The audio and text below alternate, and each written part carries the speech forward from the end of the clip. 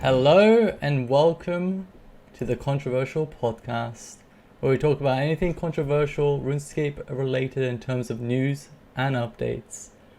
I am Omid, and this is my co-host Dragonseance, aka Gunner. You're muted. You always do this. I always do this. You always no do longer this. am I muted. And I want to proudly present my guest. He has developed some of the highest quality skilling and PVM quality of life updates in his 6 years at JX. Let me introduce you to Mod Ryan. Welcome. Hi there, it's good to be on today. Glad Hello. to have you. How you doing? Yeah, I'm You- good. Thanks. You didn't mute the mic like I did, so congratulations. Yeah, I was ready for that. After you did it, I made sure mine was fine. Looking First forward list. to just talking a bit about obviously War's Retreat and then skilling, my other favorite thing. So that's good. Awesome. Yeah. So. Oh, you're echoing a little bit. I think. I can try to sort that. Sorry. That's no worries. Try now. Hello. It's Still the it's same. still there. Give me. Okay. Well, you guys talk amongst yourself, and I'll fix this. Okay. No worries. Okay. All right, we should probably go over Omid. We should probably just alternate. You can do the first section, I'll do the second, you do the third, I do the fourth.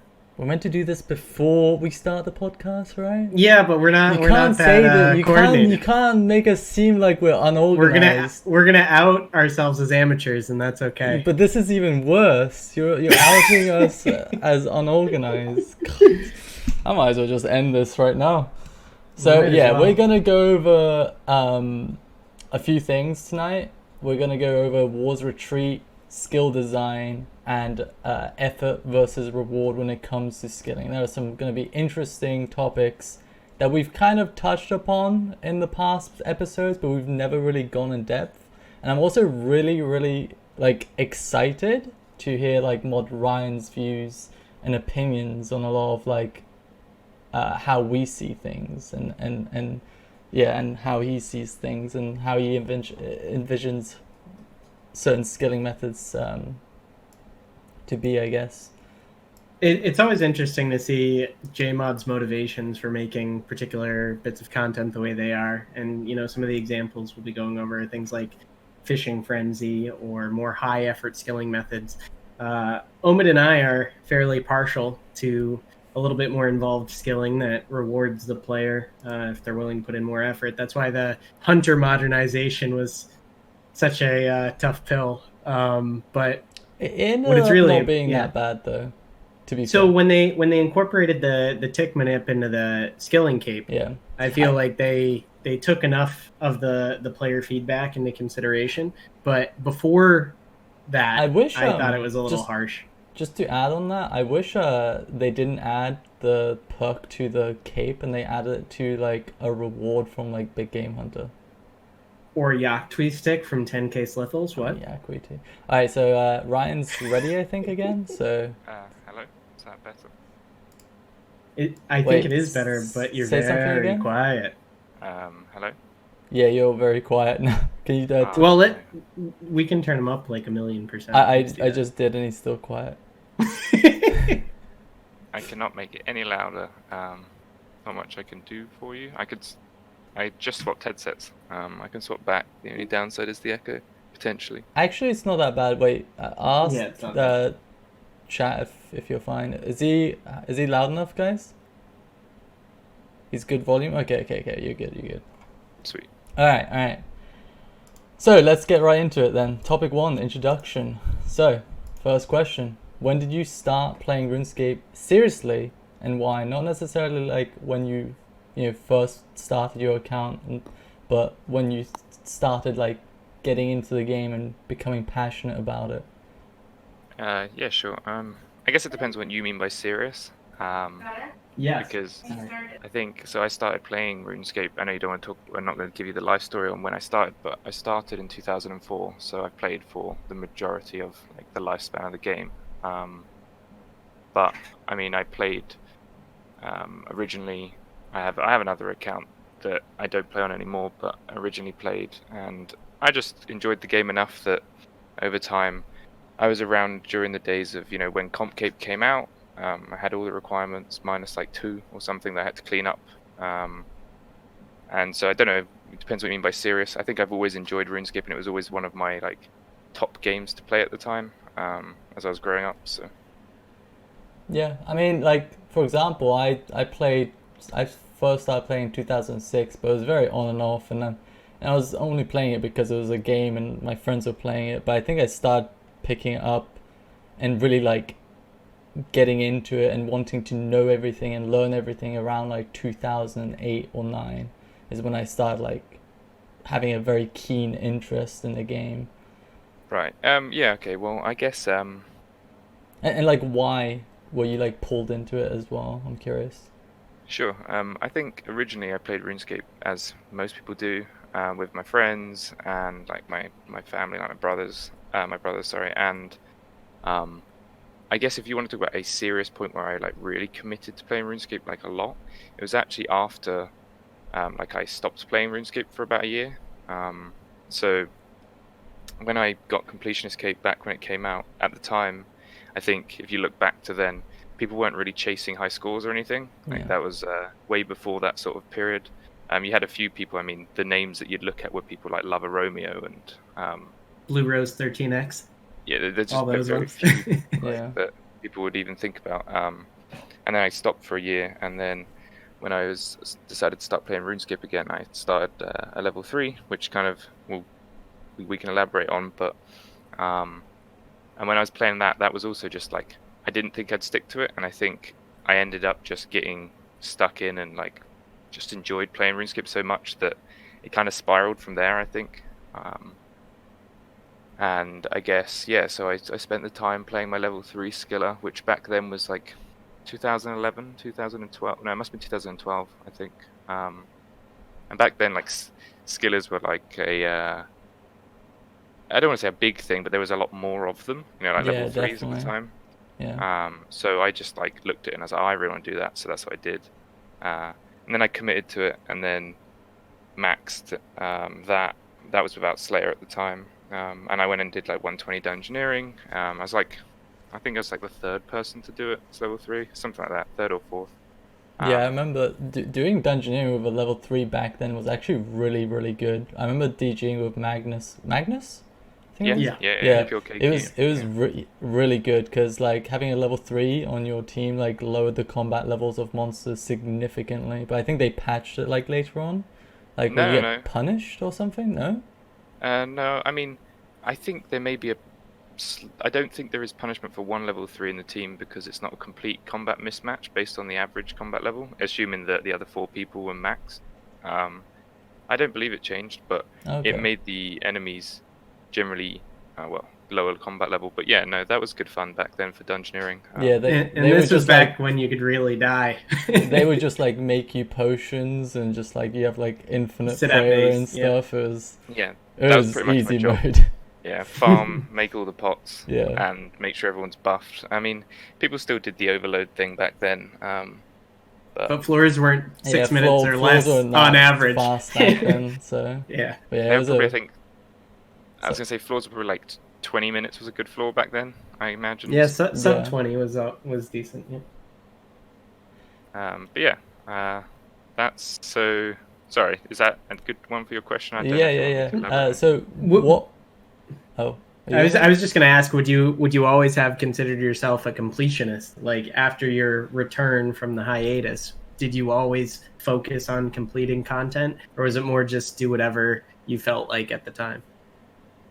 So I am a completionist, but not when it comes to RuneScape, to be honest. In RuneScape, like my goal when I was playing was to, like, I had a completion aspect, like mindset for XP, but nothing else. So even to this day on my level 3, I have like 40 quest points, so that's nowhere near like max quest points for a level 3.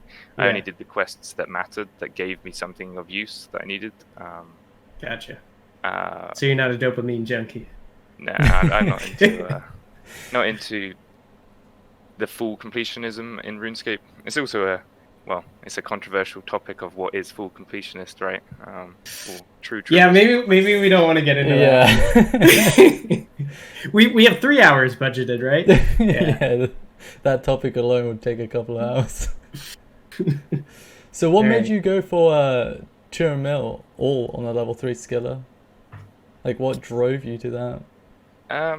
So interestingly, so I brought this up recently, but it's a bit of backstory of like, it's an interesting thing to ask because when I started at Jagex 6 years ago, I was I had about 800 mil XP maybe, so 700 mil on my level 3, which isn't like, okay, back then it's a reasonable amount to have on level 3, but it wasn't anywhere near being 200 mil all. So like the 200 mil all goal kind of happened while I was still working on the game, because max XP being 3.8 at the moment.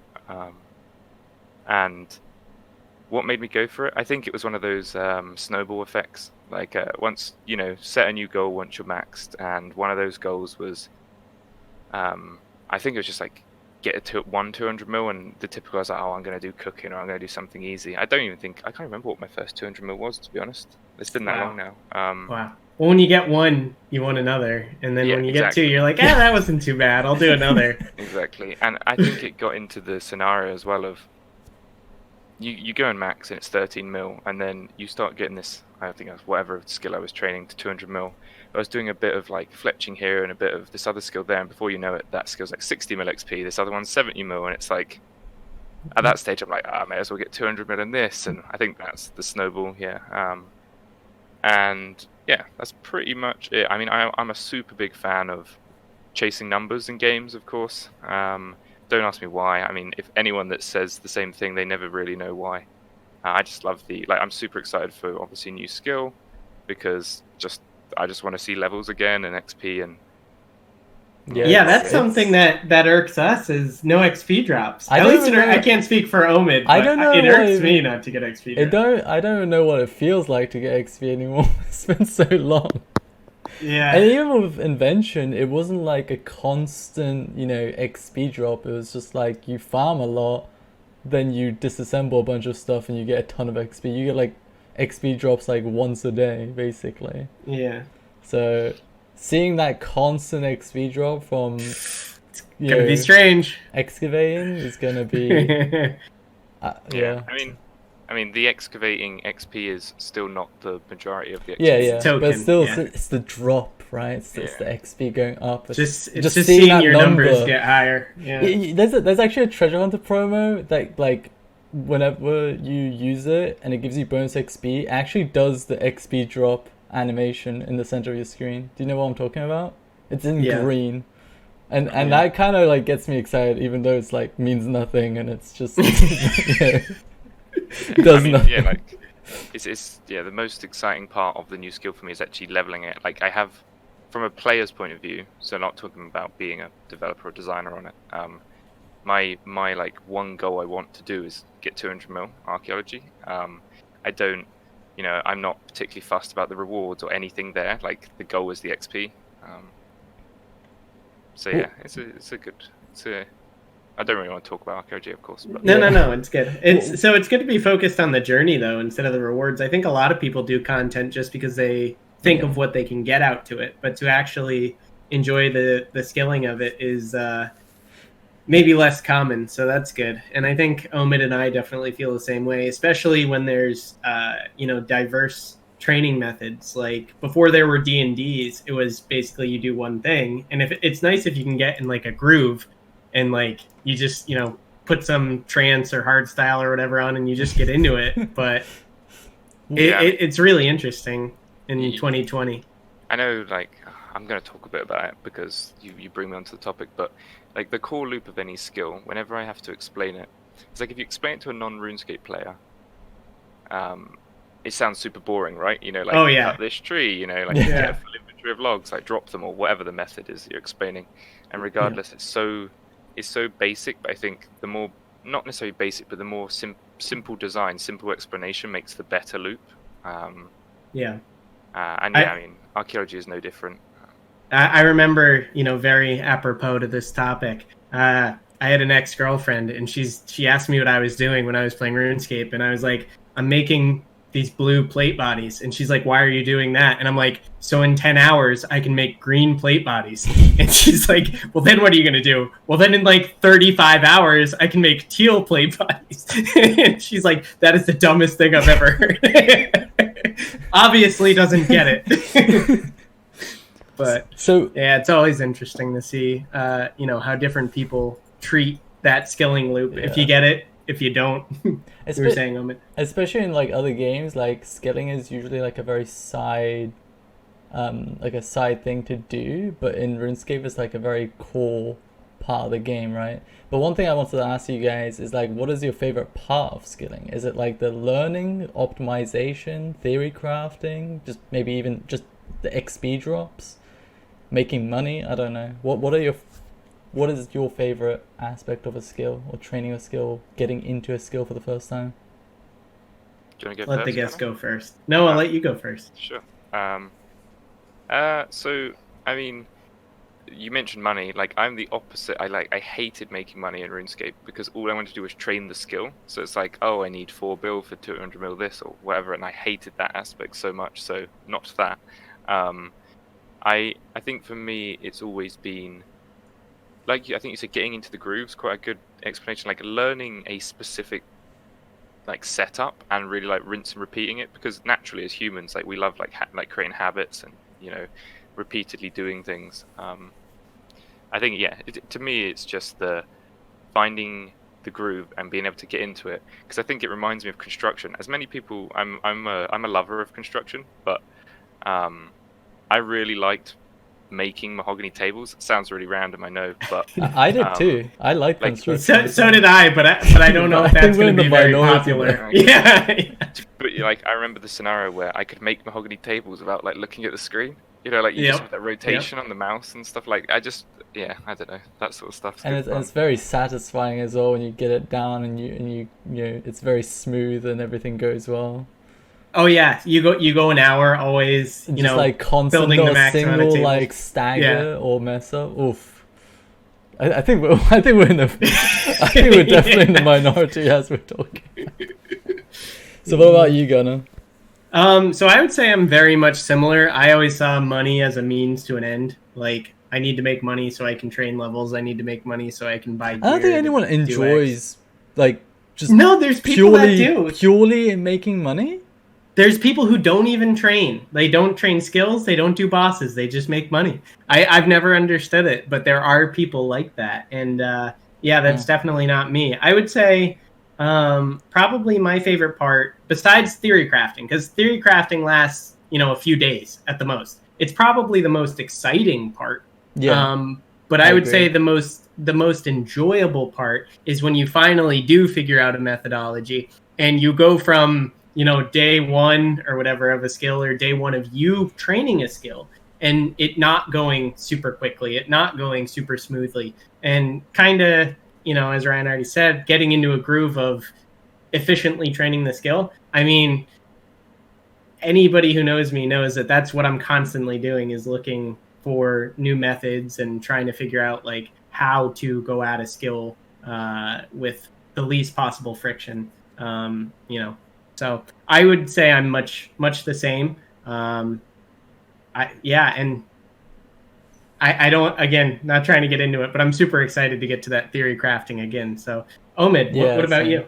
I'm pretty much the same. Like, theory crafting is definitely the most enjoyable, but obviously it doesn't last as long, and the optimization is usually something I enjoy doing, as long as there's optimization to be done. I think in things like Big Game Hunter, there was so much that you can actually do theoretically that people aren't willing to go to the extent of doing. Love Big Game Hunter. An example is like, instead of just running to places, you can actually fill your running time with fletching. Like, you can do 3 fletches, and by the time you do 3 fletches, your blade dive and search will be back up a tick after, which you can just basically, you can, for a period, you can't obviously do this infinitely, but you can do this for a period where you just like blade dive and surge to everywhere rather than run to locations.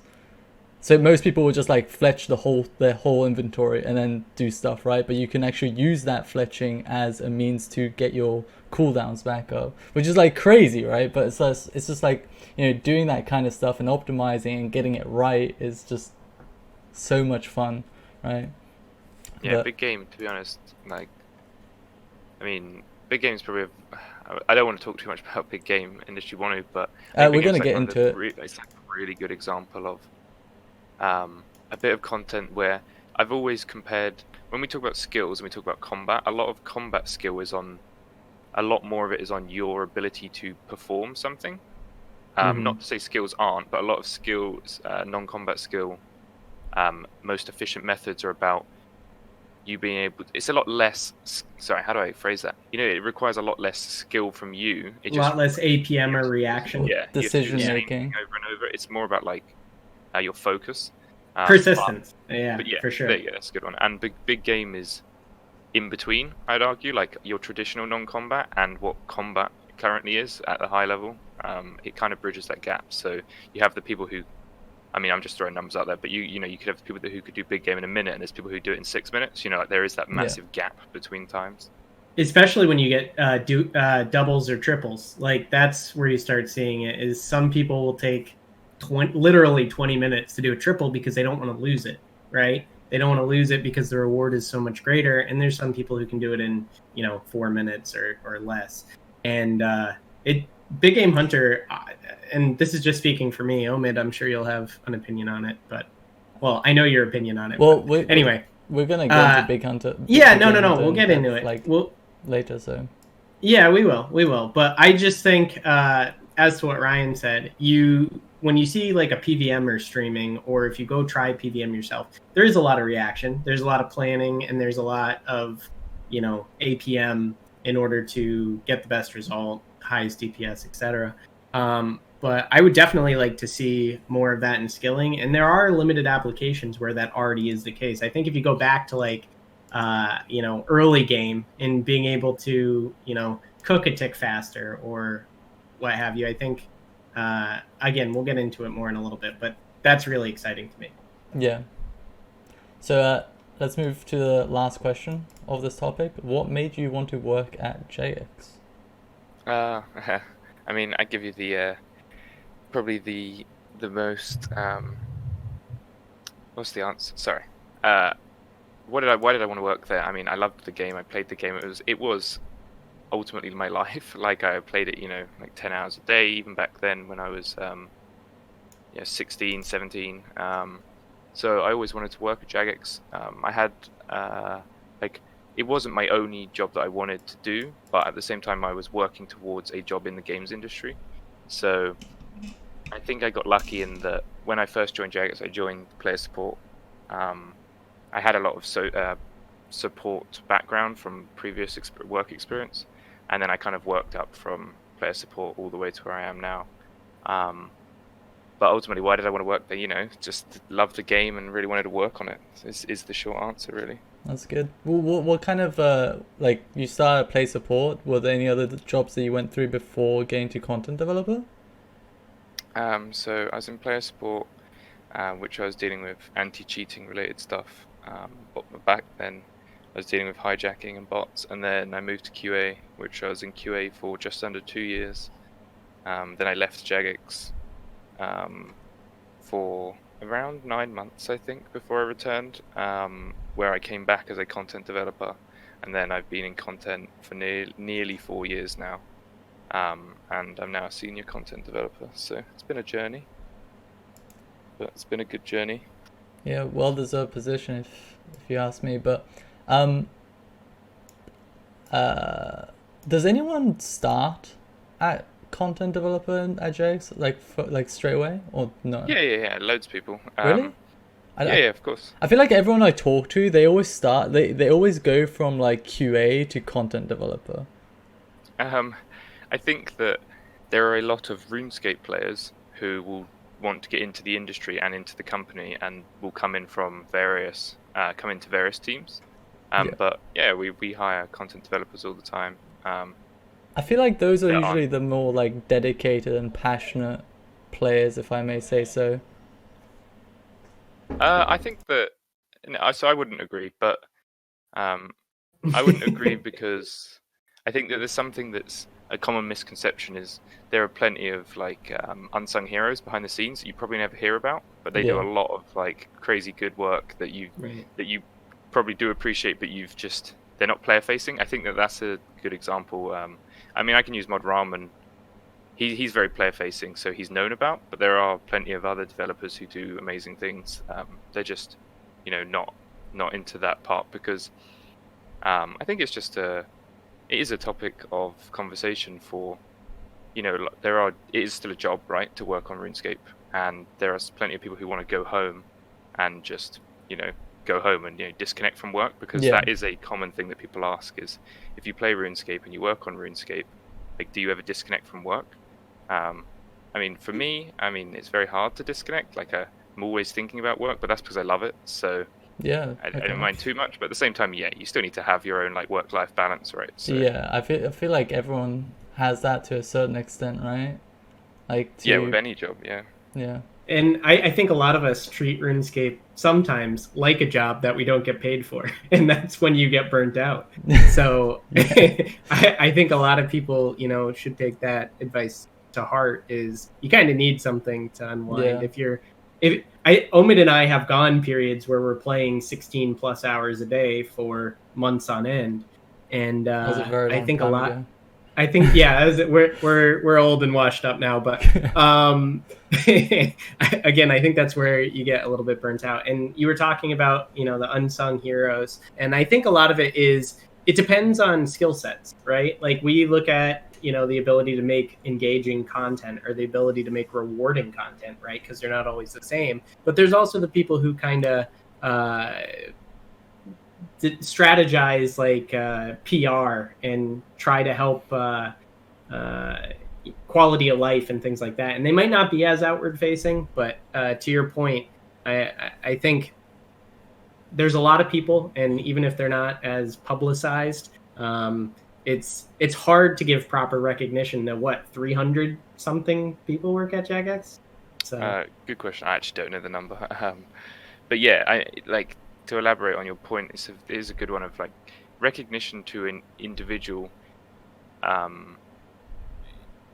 Players usually give recognition to an individual, but all projects are team based.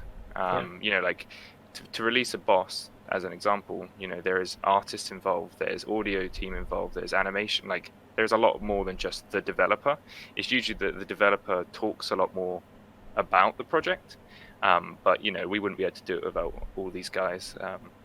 You've seen some of the amazing art already for archaeology, I'm sure, and like if you listen to the various soundtracks, like there is plenty of like so many talented people all involved in making any update. But someone will always be the face, I guess, of an update. Is the way to put it. Yeah. Okay. Well, shall we move to the next topic, which is Sure. War's Retreat? So War's Retreat came out. Is it a month and a half ago now? Wait. End of January. End of January. Yeah. So, what made the game jam idea get the green light to get fully developed? Because it started off. If you want to explain how it started off and how it got decided upon. Kind of got fast tracked, right? Yeah. So sometimes it's hard to explain these things because obviously there's a lot of like internal workings, like of how a company works and how game development works and all this sort of stuff. But ultimately, we are always internally like we come up with. For every like idea you see, we've probably come up with 100. That's just the sort of like how fast-paced things are. And we'll always be like you talk about theory crafting. We're always theory designing, I guess. What if in a year's time we had this, and in a year's time we had this. And the PVM hub, like a concept of a PVM hub, has been discussed for a long time. So it was less like a new idea that you're pitching to get greenlit, more I want to solve this problem and I want to do it now is more what that was. What is the problem, if you don't mind me asking? So the way myself and some others that were working on this, the problem we wanted to solve was that bossing it had a gate behind, so ease of access to bossing had a gate behind it, which everyone saw as the max guild.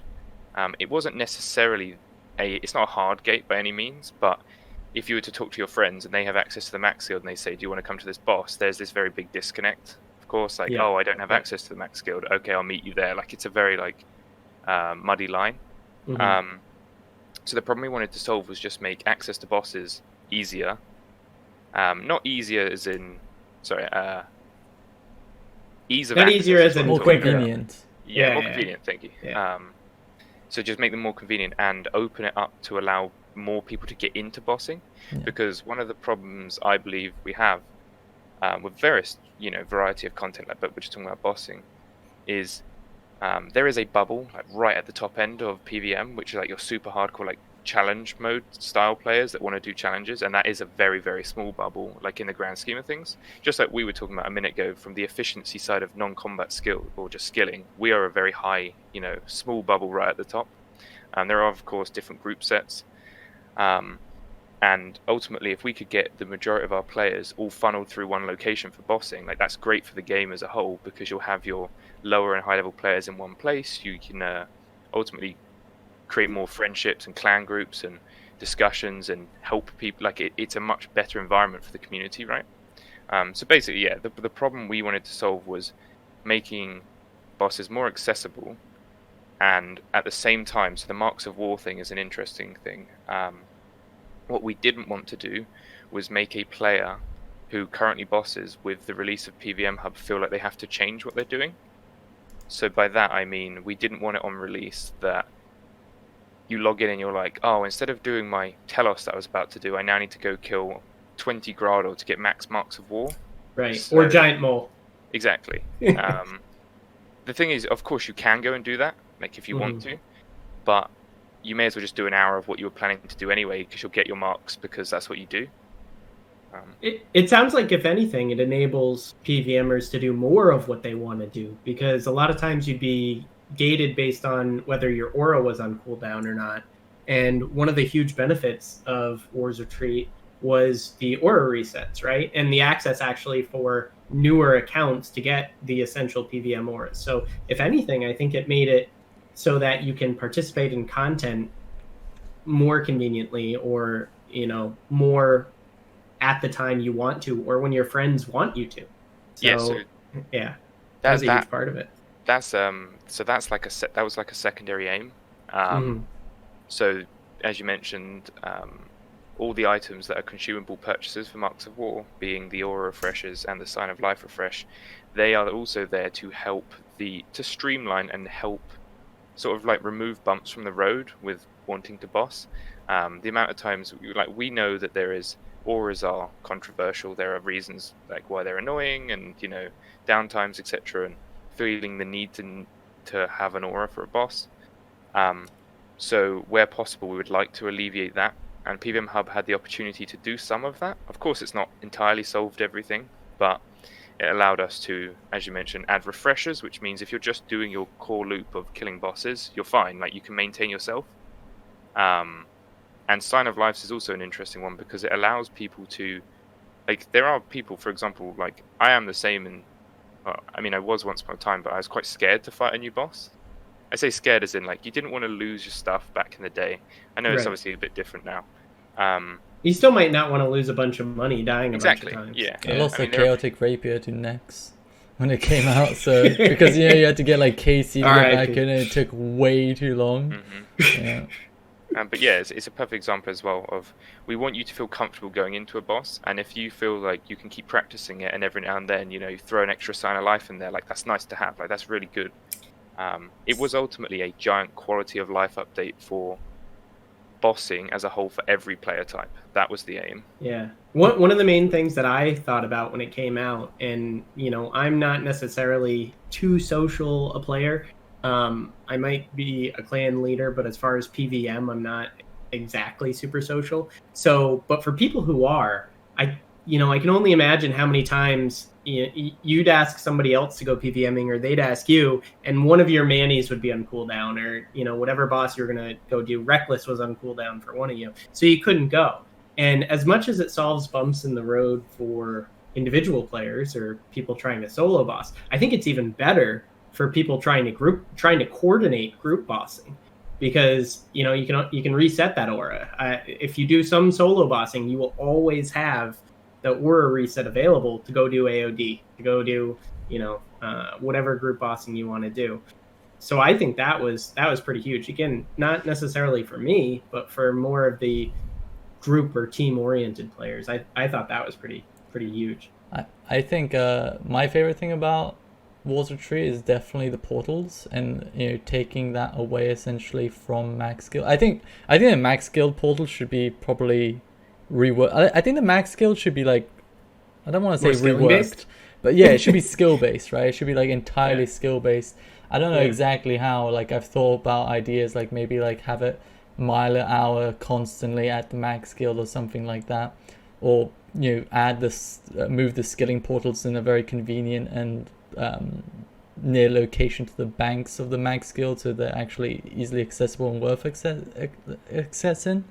But my favorite thing is definitely there's no longer the pressure or the requirement to max to access convenient teleports to bosses and PVM. Like, people actually felt the need to max to boss, and that also, one of the things that I look at is that also reflected on the feedback that those players had about maxing, about skilling, right? So whenever like a skill was difficult, people would complain about that skill, not because they care about the skill, or this is what I believe anyways, not because they care about to do it, but they need to do it, and they don't want to go through the excruciating process that is the skill, like they want it to be, for there to be like an easy method for them to do. But that no longer should be the case for the most part. I mean, some people still, want to upkeep their max cape, comp cape, just because of much less pressure than when comp was best in slot, though. As well, the problem. So we're not going to get into that, but yeah. Well, the problem with that is because I think is the 3 perk slot that you can choose from. Yeah, you can put 3 in max comp. Which I think, how does the combat cape work? You can put 2 in it. 2, you can put right? 2. Yeah. So technically, comp cape is still best.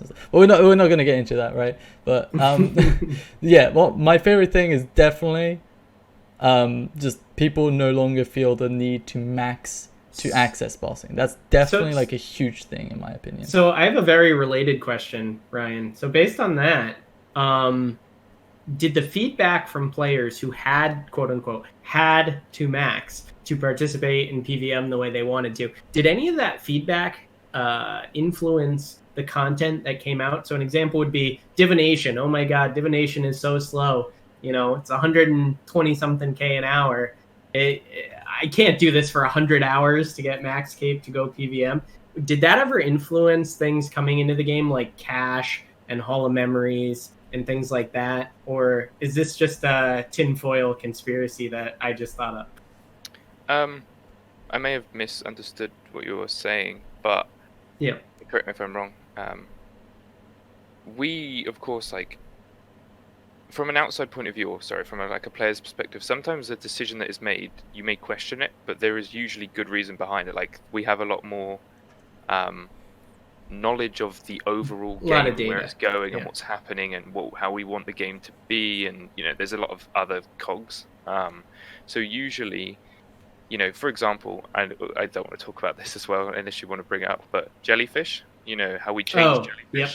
So like, sore subject. I mean, that was a good change. It was broken. Exactly. So this is the thing. Like, when we did it, of course, it was completely negative, like feedback. But you let time pass, and then the realization of like, actually, it's not. It's not actually as bad, but there's also good reasons why we did it, because we believe it was too strong or too. So I think that every decision you see, there's 101 reasons as to why that was done. Yeah, I think a modern example would be the Poth nerf, which was obviously mixed reception, but then a matter of weeks later you have 2-player owned farms and the XP is more than it was before. So definitely we can't, as players, see all the criteria or decision points that go into making a change. I think my question was more geared towards like, did players complaining because they had to do a skill to get into the max guild influence future content for that skill? Right. And I just used the example of divination because on release, super slow. Now, not nearly as slow.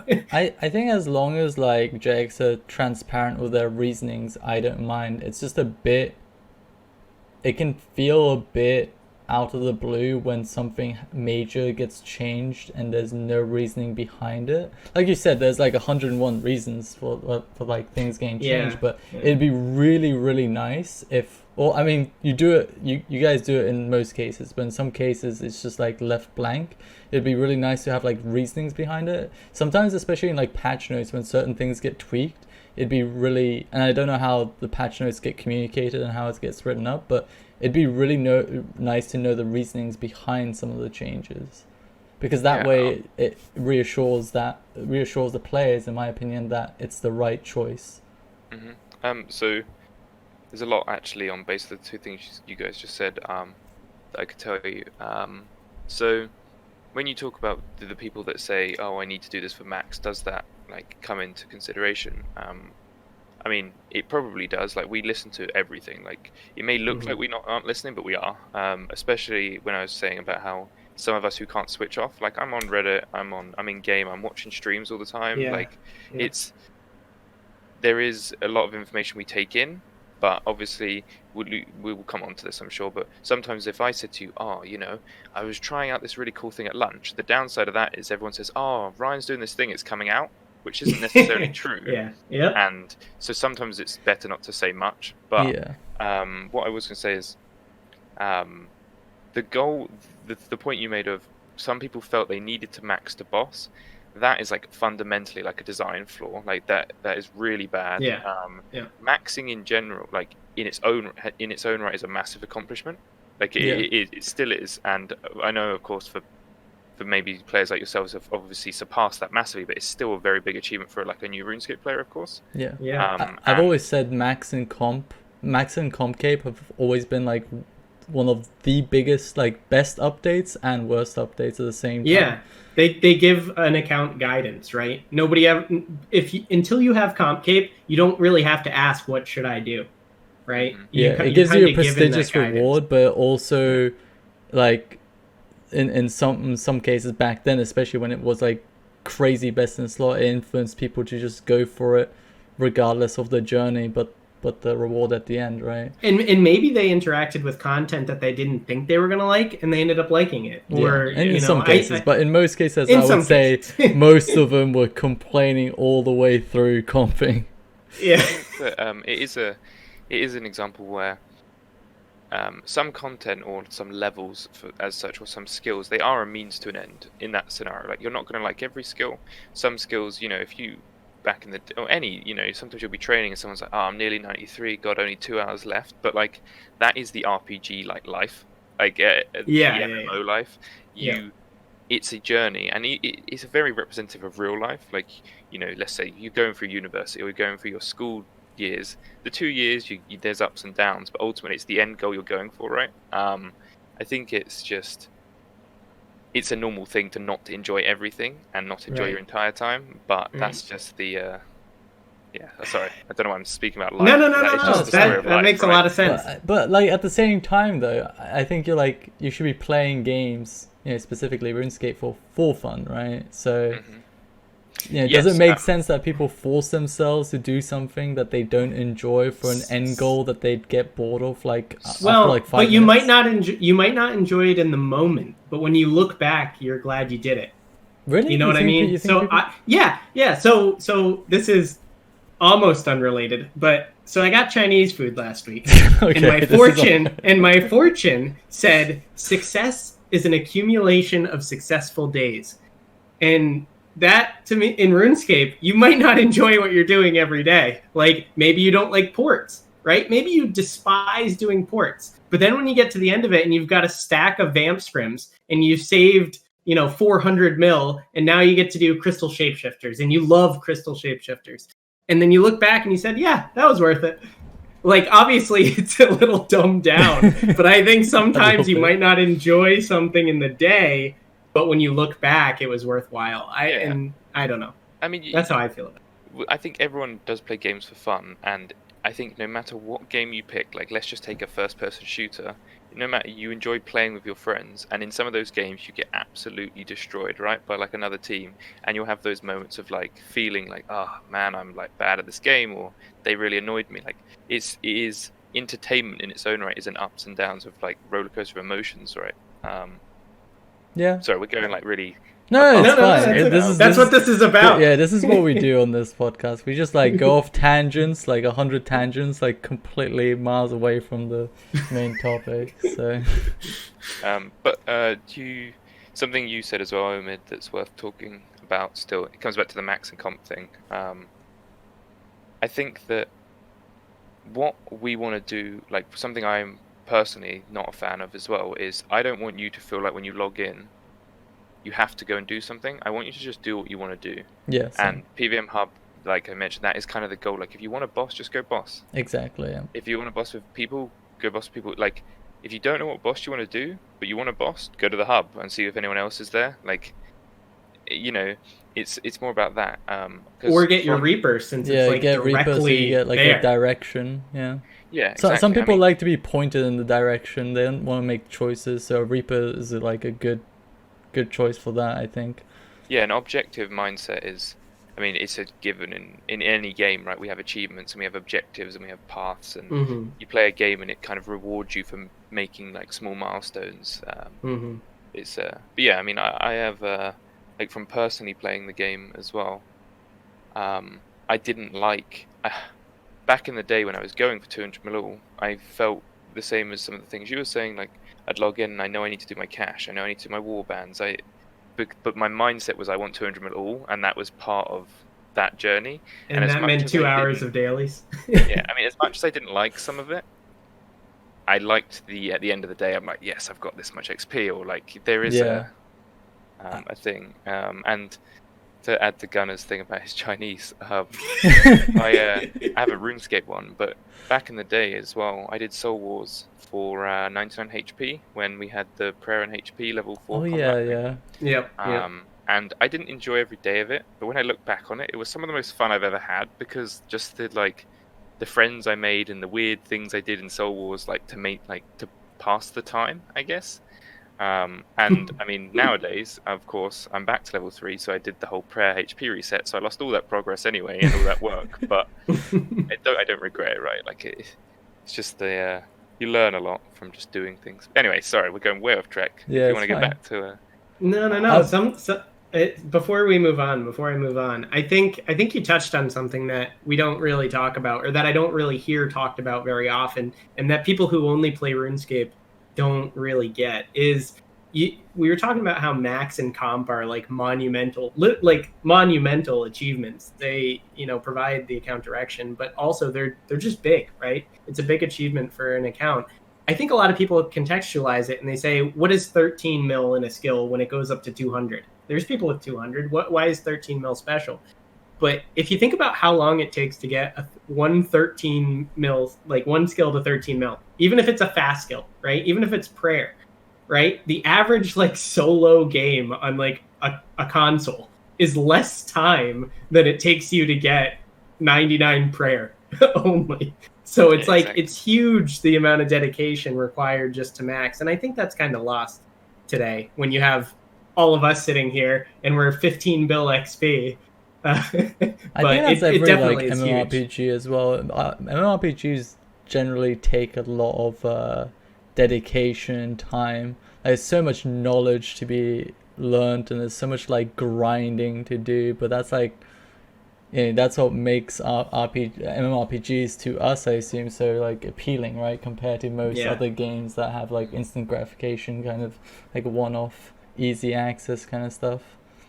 What you also were talking about there is something like like what makes a good designer as well is as a player, for example, you're obviously in your own bubble. Like you have your group of friends or the people you play with. If you're a high level PVMer, you obviously only want high level PVM content. If a new like level 50 boss comes out, to you that's pointless. But what do you mean we need to go get our pets and complete the log? Yeah, that's true.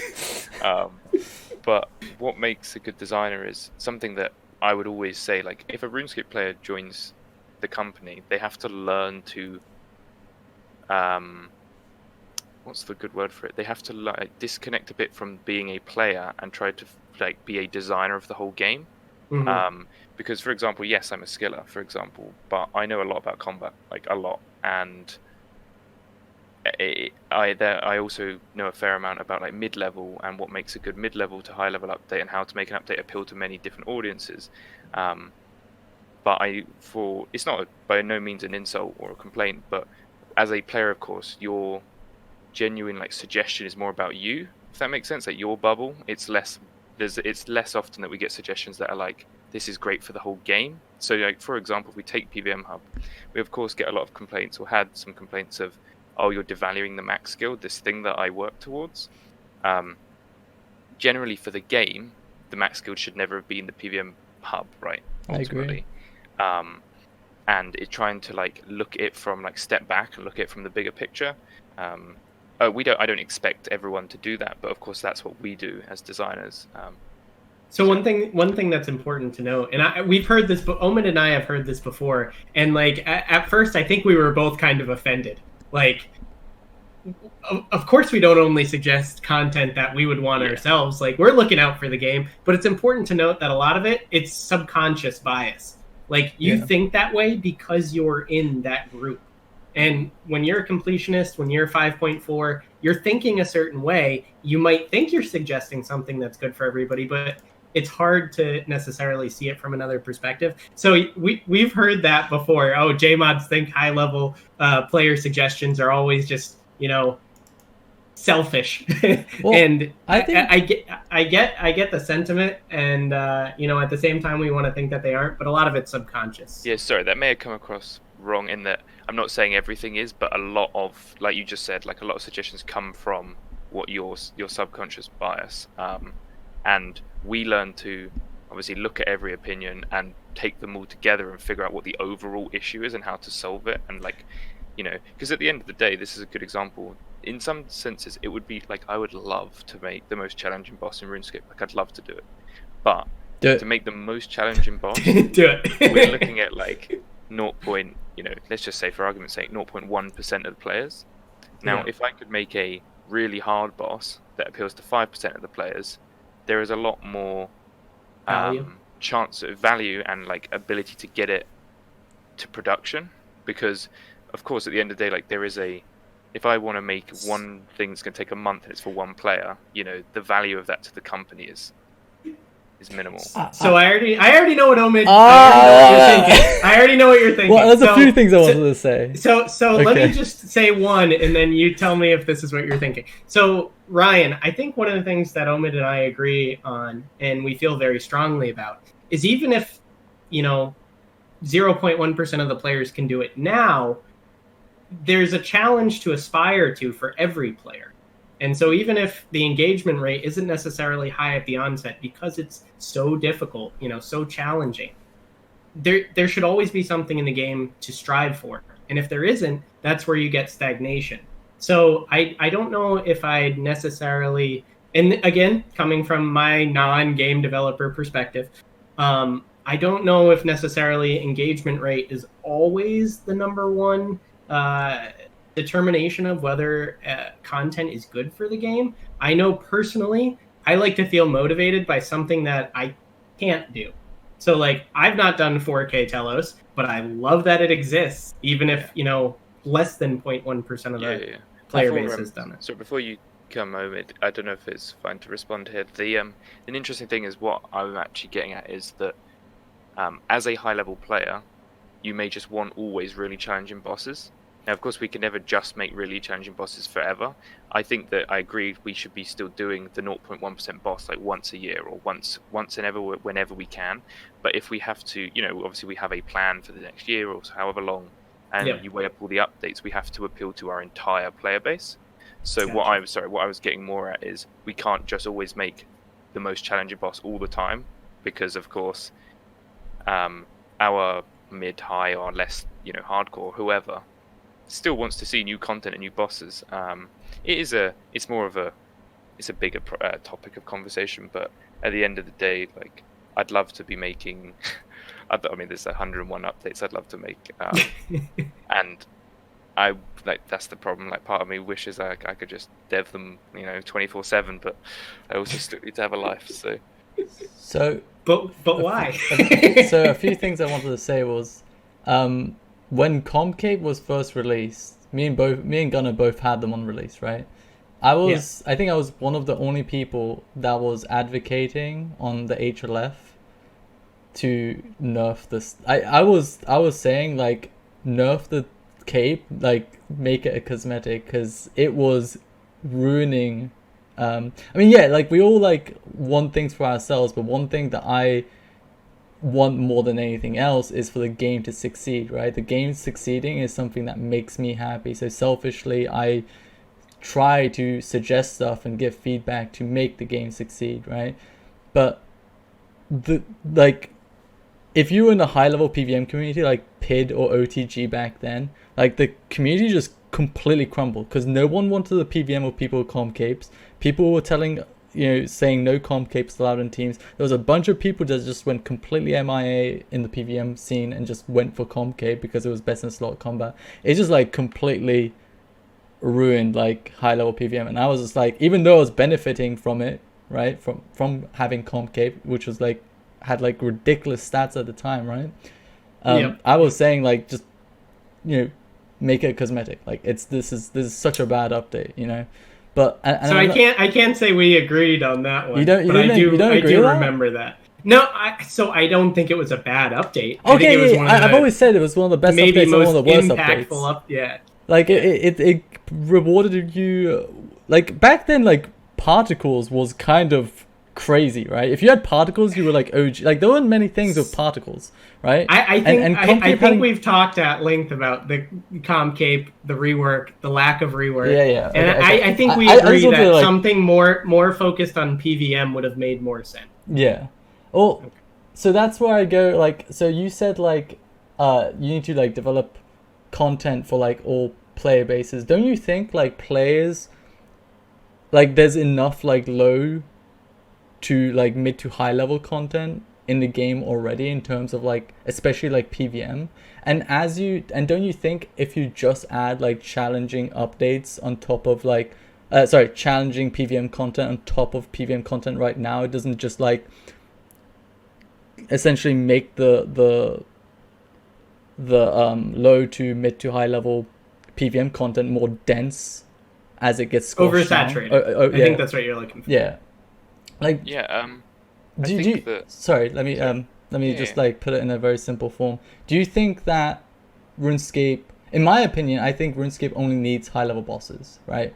But do you think that RuneScape needs like mid-level and mid to high level bosses still? Personally, when I spoke about earlier, and I used an example. I think I said like a level 50 boss.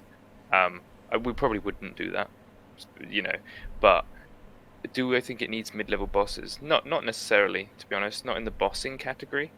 Do we still need more like mid-level skilling content in certain skills? Yes, 100%. There are certain weird gaps. Like, I'd argue like safe cracking was a very good gap filler for thieving. I think skilling is a bit harder, right? Yeah. But then it's very different to combat. Whereas like combat, you can just constantly stack on top. I would imagine. I mean, correct me if I'm wrong, but like skilling, it depends. Well, I'm trying to think about this. I get what you mean. So I think safe cracking is a good example because it filled a lot of the gaps. Now, if we were going to continue on the thieving chain, I think the thieving guild doors should get a look at, or things that allow you to skip a ton of content. I think it's tough because I think there's an inconsistent application, right? There was the Hunter modernization that nerfed Hunter, but you go look at combat, and combat skills are upwards of 2 mil XP an hour. So it's hard to figure out like what skills actually have gaps, what skills deserve nerfs, what skills deserve buffs. It's definitely more dynamic, but for bossing, you can always add a boss, and people are always going to do it. It's just, does it add anything of value if it's not a challenge for the average player? It also doesn't like I feel like players would only return and start playing the game if, like, I don't believe anyone would come back to the game or anyone would start playing the game if a mid-level boss gets advertised and released, right? Like I don't think anyone would be excited or keen on getting on and trying it out. But I think if they like I think Telos is a decent example because it has that entry level. Maybe make the I don't know. I'm not saying like reproduce another Telos with Enrage system, but I think like there being like an entry level, maybe even like, you know, let's say there's like a minus 100% Telos that's just very, very easy and like almost anyone can do it, right? Like without like just like AFK essentially. Like Yes. I think story mode ED is a good example, Yeah, right? what you're talking about is exactly what we can do to get a bit of both worlds. Or so like you said, if we released a boss that can be done by, you know, your mid to high level players, etc., but there is a way of basically as a high level player taking that to the next level, like that is a, you know, that update can satisfy many audiences. Also, that's the thing, by the way, not every update has to satisfy every audience, of course. They can be very much focused. I think when I use the 0.1% example, I'm talking more, we would never just release a 4,000 Telos, for example, as the update, Right. because that'd be silly in reality. But I think Telos is actually quite a good example of, it is a high level boss, but it has a nice scale to its difficulty. Yeah. And you will find there are different ranges of players in the brackets of the Enrage brackets. Yeah, but like I assume like the engagement rate of like Telos versus something like Vindicta, right, is like incomparable. I would assume like so many more people are doing Vindicta compared to Telos, but I'd argue that Telos is infinitely more valuable as a piece of content compared to Vindicta, right? Would you agree on that? It depends value to who. Yeah, Value to so the game, like value to like bringing in players, making players really dig in and strive to get better. I'd probably say that it depends on a lot of things. This is more like a conversation based on, you know, there could be many stats behind it. We could also look at opinions on various things or what the goal is. Because let me give you a hypothetical scenario. When we want to release when in any game, when they want to release a new bit of content, of course, it will be marketed. You know, there will be videos or there'll be ads. There'll be things for it. This is speaking from my own, by the way, not Jagex or anything, but Right. for me, I'd love to, whenever I see content for games I've played, or, you know, come back to Destiny. Destiny's got a good one for me, actually, because I used to play Destiny a lot. I play Destiny 2 a lot, mainly Okay, through I Forsaken. haven't played Destiny recently, okay. Destiny 2 recently, but the last time that I went back to it, they kind of helped me catch up. Like, there was no, come back and play, but also you can't actually play this content the moment you log in. Now, if we did something like, come play Telos, and you're like, that looks amazing, you log in and you're like, level 80 combat, and you're like, oh, so there is a degree of, RuneScape is a very different game in that there is no catch up, there is no buy into high level. But that's not to say we can't do it. I think this is to put this short, this is a very complicated conversation, and it comes more with it's a very big design conversation. There are many small updates, large updates. Basically, there's a million possible ways you could do a lot of updates, and I agree with some of the things you're saying from a player and a designer's perspective. But at the same time, there's realities and how there's many different scenarios. So have you seen scalability as worth it? So for example, Telos, obviously, right? So have you seen scalability as worth it with regards to how many players participate? So for how much longer it took Telos to be designed and created with the Enrage mechanic, did you see an equal or greater return in the participation? I would imagine yes, and that would be a goal with future content, but maybe I'm wrong. I personally would say that a scalable factor to a boss is a very valuable thing, valuable to many different audiences, that be players or the game as a whole. Like you said, there are things to strive towards, and you can do it at your own pace, but you're also not gated out of the content when it's released. So yeah, short answer, I think the concept of Enrage / scaling on content is great, and it can be modified and innovated on, but I think it's a very good thing to add. All right, I've Excellent. got a few questions. How do you feel about, like, let's take Destiny for example. How do you feel about Destiny's like high-end content and like best rewards usually being, I wouldn't say gated, but gated behind like having to find people to go with, like basically group Like content. group sizes, yeah. It's a Like you can't access it unless you have people to go with, really, right? yeah. Yeah, I that's mean, a tough game design question. yeah. This comes back to many things. I think that what's a good way of answering this? You know, we've seen in over the years dungeoneering. People hated that the best XP was group. So I say people hated. There was a lot of Some there was people. a lot Some of yeah. people. There was a lot of there would still chatter about dungeoneering and large floors and can we solo larges and I don't want to do group content, etc. Also, if we look at Solak recently as well, we had the 2-man and 7-man, and then obviously Solak scaling came out. That is also just another example of making the content more accessible. Group content is interesting because it depends on the style of what you want to achieve from that update, and I think that when you use Destiny as an example, Destiny as a game is built for doing like 6-man raids or Yeah. however many man raids. Like the game is about doing that, so they design mechanics where they're supposed to be done like that. Yeah. If we in RuneScape, I think again it's still a complicated question because let's just say for argument's sake we make the biggest best boss in the entire game and it requires like the whole world to go and fight it. Like it's a giant. Ooh, a world like, boss. You heard it world here boss, first, guys. essentially. Ryan said he wants a world This is- boss. This is a complete off the top of my head thought. Not happening. But like that sort of thing, like that could work. Like it could be cool, and of course that is a huge group requirement. But that has its own like goals and its own like accomplishments that people can achieve. I think that you really have to get to a specific.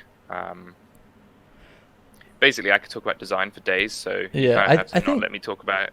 I think RuneScape is a very solo-oriented game as well. And there's another thing that I wanted to touch upon that you said earlier. I think like catch-up mechanics just, I don't think it will ever like fully accepted into RuneScape, just because like we talked about earlier, like RuneScape like skilling and the leveling process and the grind aspect of RuneScape is a very core part of the Right. game. So for someone to be able to just jump that is kind of So I don't know if it's necessarily jumping the content, but when somebody comes back to RuneScape, ideally they'd get the information of what they've missed. Maybe not like catch up to the point where they can be doing the things that they've missed or like the highest level content in the game. But I think a huge issue with RuneScape is people take breaks, right? People get burnt out, life gets in the way, whatever. And then they come back to the game after some amount of time and they get overwhelmed Yeah, with the they're, like, amount of lost. stuff that's come out. So maybe it's more about information, right? Yeah. Here's what's happened. Like every Yeah, time somebody logs in and it's like it gives the welcome back message.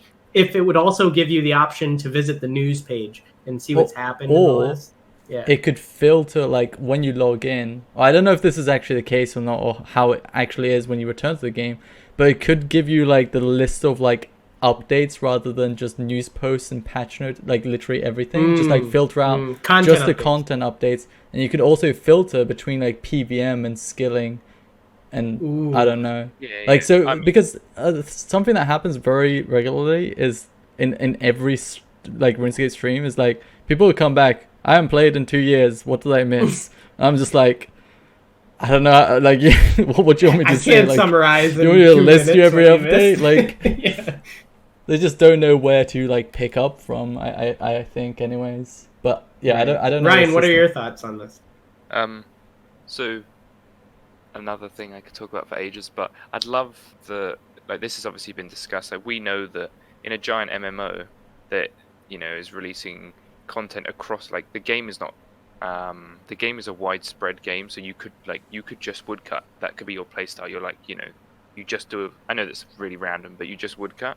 So if you come back to the game and you're a woodcutter, that question is different for you. Like, well, what have I missed? Like, if there's a boss, that doesn't matter to me.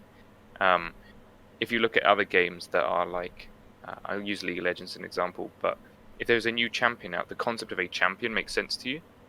Yeah. Oh, it's a new champion. So I think that for RuneScape, if we said to you a new skill is in RuneScape, that is relatable to every RuneScape player. They know what a skill is. So like a new skill, at least when they come back, they don't need to know about the skill, but that's an easy concept to get their head around. Yeah. I think that in RuneScape, because we have so many different types of updates, yes, like we could be, like we want to be better at, like, you log in and, like you said, for example, when you get a list, and it's like, here are the top 3 updates we've done in the last year.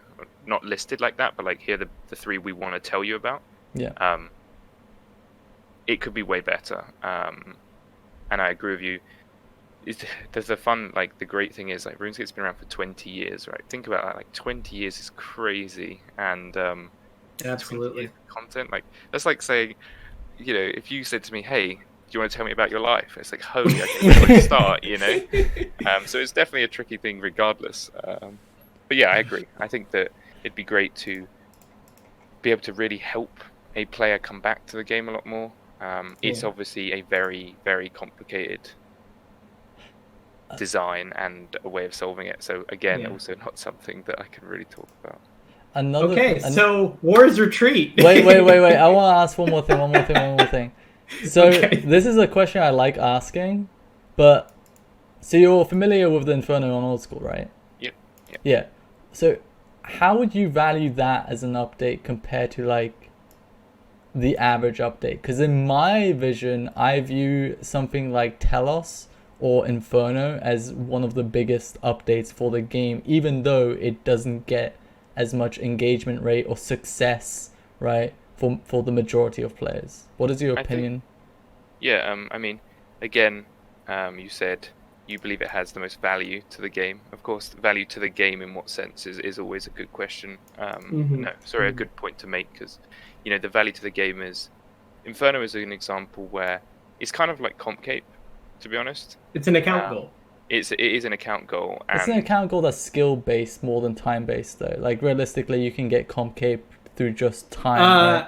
Yeah, but if you get better gear, right? If you get the Twisted Bow, if you get the Spirit Shields, if you get all the Sanguinicity can't be staff, achieved by a lot of people. It's much easier if you've grinded out. Oh yeah, of 3 course, billion, of course, 3 billion but GP than if you haven't. Okay, but it's still skill based versus Comp Cape that is not skill based. Yeah, sorry, right? it's 100% skill based. Yeah, no, my comparison was more about it being a thing to work towards. You don't just log in one day and go, I'm going to go try the Inferno today. Like, it's got planned. Like, you're working towards it. You're like practicing phases or learning.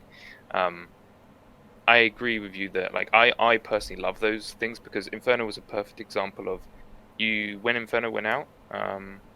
I had Twitch open, like watching many people trying it. Like, it's a really great thing for. It's one of those things where the community watched the best players in the game try to do this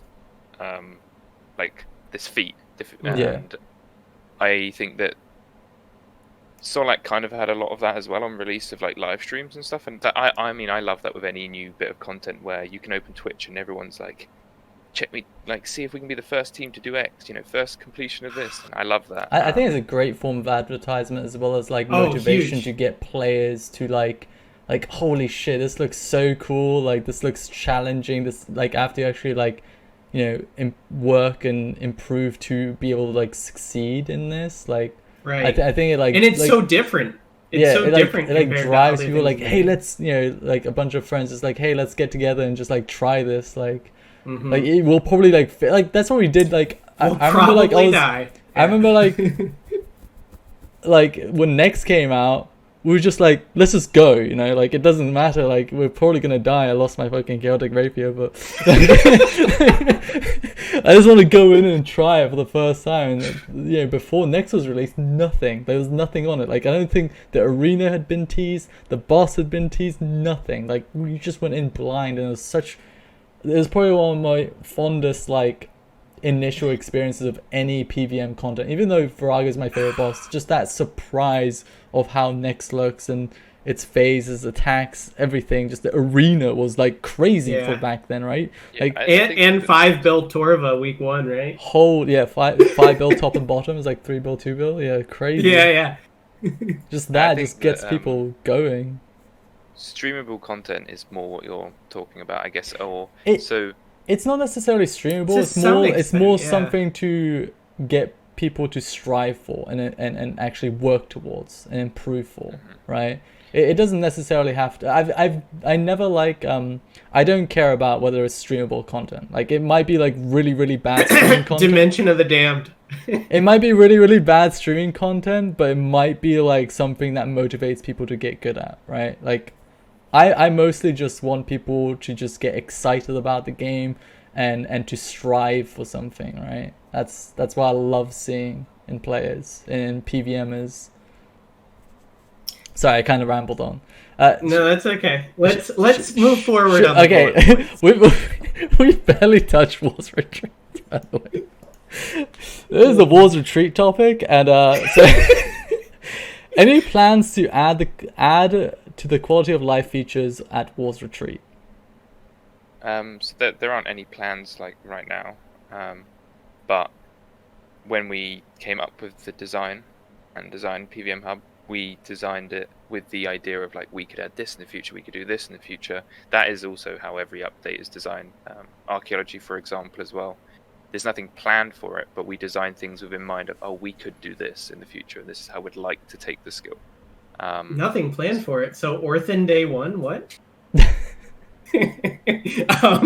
Forget I said anything. So I think that's pretty big, right? Because a lot of times you get very invested in the content. Maybe War's Retreat, not so much, but like training a skill, or if there's a scalable boss, you dedicate a lot of time to it. And if you know that there's longevity to it, it doesn't feel as like, I guess you want to say, it feels more open-ended. Like you don't know what's going to happen. And the more players that do it, the more feedback you guys get. It's definitely better for player hype and just overall excitement. So are there any plans to add like more skill-based rewards? Because everything at War's Retreat currently is based on time, right? It's how long you can kill bosses to get X marks of war to buy Y reward. But are there any plans to add more skill-based challenge? So again, there's no plans to do any, like, it's not written down as do more stuff to PVM Hub. So there's no like plan as such. What are your thoughts on it? Yeah, well, yeah. So my envision and like some of Mod Breezy, Mod Iago, we talked a lot about, when we were doing. So this actually comes back to the game jam for War's Retreat.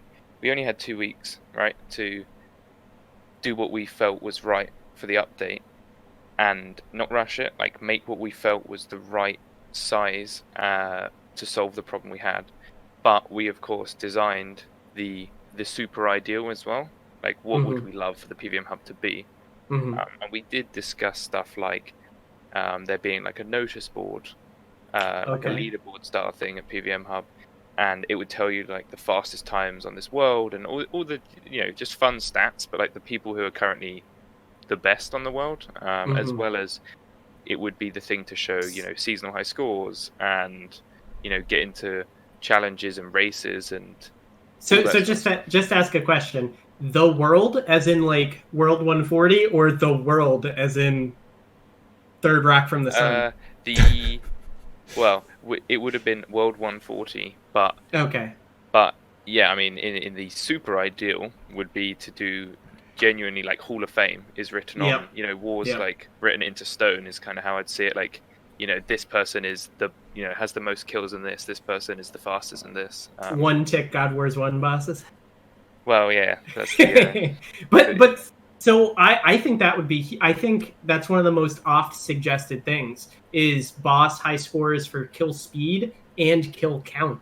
So just throwing that into the ring I hear that so often. Is there a reason it doesn't happen? It's technical. Is the reason basically. Gotcha. Not that we don't want to do it. That's pretty much the short answer for you. Is technically, that's it's fair. a technical reason as to why not. Because I mean, it'd be great. I'd love more high scores for, well, everything. But No, that's fair. So, any plans to expand on War's Wares or Death's Store in the future? Or any thoughts on it? Let's remove plans. Thoughts on Reaper's Store. Your ideas and such, I guess. So, yeah, I mean, I would expect that, how bonfire became a core part of PVM, you know, the boost, and if anything else was added like that, I would expect it to be added to the hub. Not literally added, it could be a reward or whatever, but I'd like to think that the hub is always has the things you need to do bossing. We're not rolling around in armor spikes. I have a when we get question. there. All right. Yeah. Could you add something to reset cooldowns and stuff. adren pot and cooldowns? Yes. Yeah. Ooh, So yeah. that was in the original design. We had it as we discussed whether or not when you go through the portal we could reset everything, or on arrival to the hub we could reset everything. Could we do it? Yes. It's just whether or not we should, and you know, can we? Yes, we could reset everything. We always discussed why even bother making the player pray, etc. Like, why not when they turn up at the hub? Why don't we just restore them all if they've got the unlocks? You know, like War respects you, so you just turn up and you're like fully restored. Or you just have to pay more marks of war for that. Like, the way I always see it is, I think a lot of people are afraid of power creep. I just don't. But if there's a cost to it, I don't necessarily think it's a bad. I just don't see how it can be abused in any way, and people like right now just like log out and log in for the reset, right? I think it's just a balancing thing, Omid, because that's effort, right? And if you look at something like QBD, they could remove the 19-second cutscene, but the GP per hour, I XP think per that hour the is all cutscene balanced should just around. be reduced, right? Oh, I don't disagree, but all I'm saying, and Ryan, you can correct me if I'm wrong, but when you turn one knob, you got to turn multiple other knobs, and sometimes it doesn't push. I don't believe it scale. would push QBD to the point where it'd be OP for how much effort it takes and how much GP it produces if you were to do that. I mean, you raised the good point of if you remove the 19 seconds, now account for every single person in the entire game that does QBD, not just one person. Like, what is the percentage increase of GP per hour? GP coming into the game. Is it a problem? I don't know off the top of my head. Once upon a time, like years and years ago, like when I was in QA, so at least 4 years, when I was on the Ninja team, that came up like, should we remove the QBD cutscene, the 19-second thing? And we said, oh yeah, we should do that. And then we looked, and at the time it was seen as a don't do this for balancing reasons. I can't say I know anymore. Like, this is 4 years later. Like, maybe nowadays it's less of a problem. Yeah, because it's just like other things are just such better GP per hour that it wouldn't really. I don't think. My point wasn't that it would be OP. It's just that you have to consider a lot of other things, and you mean like economically, like the resources and such? No. I'm just saying for QBD, if you put a little bit of effort in to making the cutscene, happen in 3 ticks instead of 19 seconds, you have to put even more effort into balancing the GP rewards. Not that it would be OP compared to other content, but that it would be OP for its place within the game. QBD is not a super high level boss, and today that might not be the case, but back then, if you took away a third of the kill time, QBD would be 18 mil an hour. Oh yeah, back then, yeah. I'm just saying, like, as stronger and stronger things have come out in terms of like GB per hours, I think it's fine to do this, right? Like, it wouldn't like break anything. I don't think it would be like OP. I don't think a bunch of people would start. I don't remember the GB per hours exactly, but I don't think for the skill that it takes there will be something like, if someone's really good at QBD to the point that they can do it really fast, there's better content for them to do for better GP. That's my point is just that it's not that simple. As far as to my understanding, it's not that simple. Oh, sorry, go on. Yeah, I was going to say, it's interesting both of you actually fighting opposite battles. I'm just had this thing because a lot of what you're saying, Omid, is you're saying I think. So obviously we wouldn't base anything off of what I think. Yeah, obviously I don't. We would actually get the information and figure it out. And what Gunner's saying is true in that sometimes you do, you pull this lever, this other like value chain needs to change, or you need to balance it out. There is always it's an interesting, I can't remember, there is a specific term for it. If I find it, I'll link it one day. But this concept of, if I was to say to you, we can remove that 19-second like cutscene, but we have to change the drop rate slightly. or we leave the 19 seconds and the drop rate stays the same, and the outcome is the same either way. So let's just say it's 10 mil an hour. You'll find that most people would rather it stays because they don't like the concept of what they're used to going down. Yeah, I understand. I'm just So look like at it this way, almost too. I'm almost certain it wouldn't have much of an impact if it, I'm not saying it should be removed. I don't think 19 seconds should be removed, just like maybe even halved, right? So Omid, there's things that stay constant, and here's what I'm thinking at it. Well, neither of our subconscious arguments bias. are definite, right? Like Right. Subconscious bias, though. Why did we do QBD? Why did we do QBD? for the pet.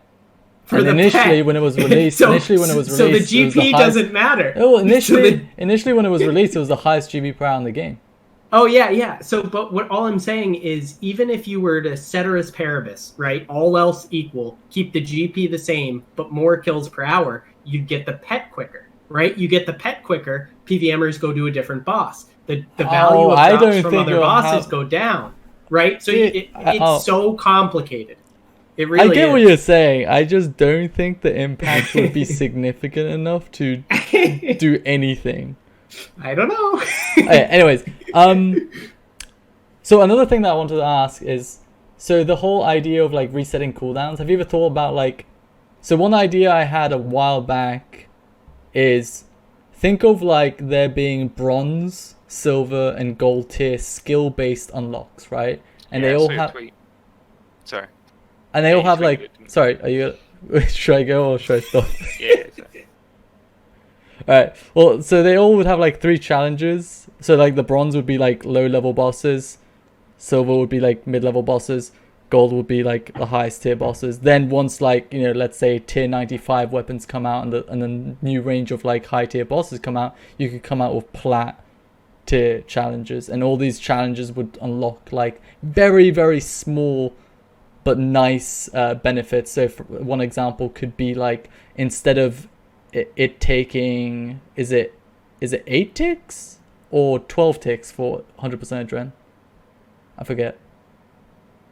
For on the adren crystal, is it 2 ticks I'd or 3 ticks? have to teleport. Well, there. it would be, so like one unlock could be like, instead of it, you know, progressively giving you 25% adren over 2 to 3 ticks or however many it is, it's just instant. It just gives you 100% as you click the crystal. Like very small little like buff, but it's something, right?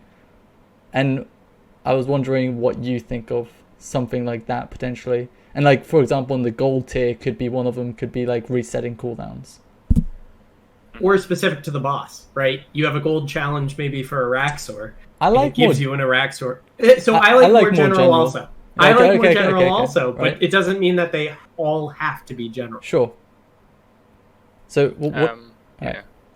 I Yep. mean, if you're asking me personally, then I always see like, so the PVM hub currently in its current state is great for everyone, and what you're talking about as well, like if we were to add that sort of stuff, it definitely gives it's more useful to those who are higher level. I say higher level, I mean, you know, the people who surge and bladed dive to a portal, the people who used to use dummies, the people who care a lot more about the efficiency of it. Yeah. And I think, yeah, like there, in some degree, like we don't lose, like the game doesn't lose anything by allowing those things to be a thing, really. It also would have an entry level as well. Like it wouldn't just be like high, like Yeah, something like the bronze might be super Yeah. easy. Yeah. Well, It not just like, gives progression. it'd be like gives something progression. like the difficulty of the lumber strikes back, for example.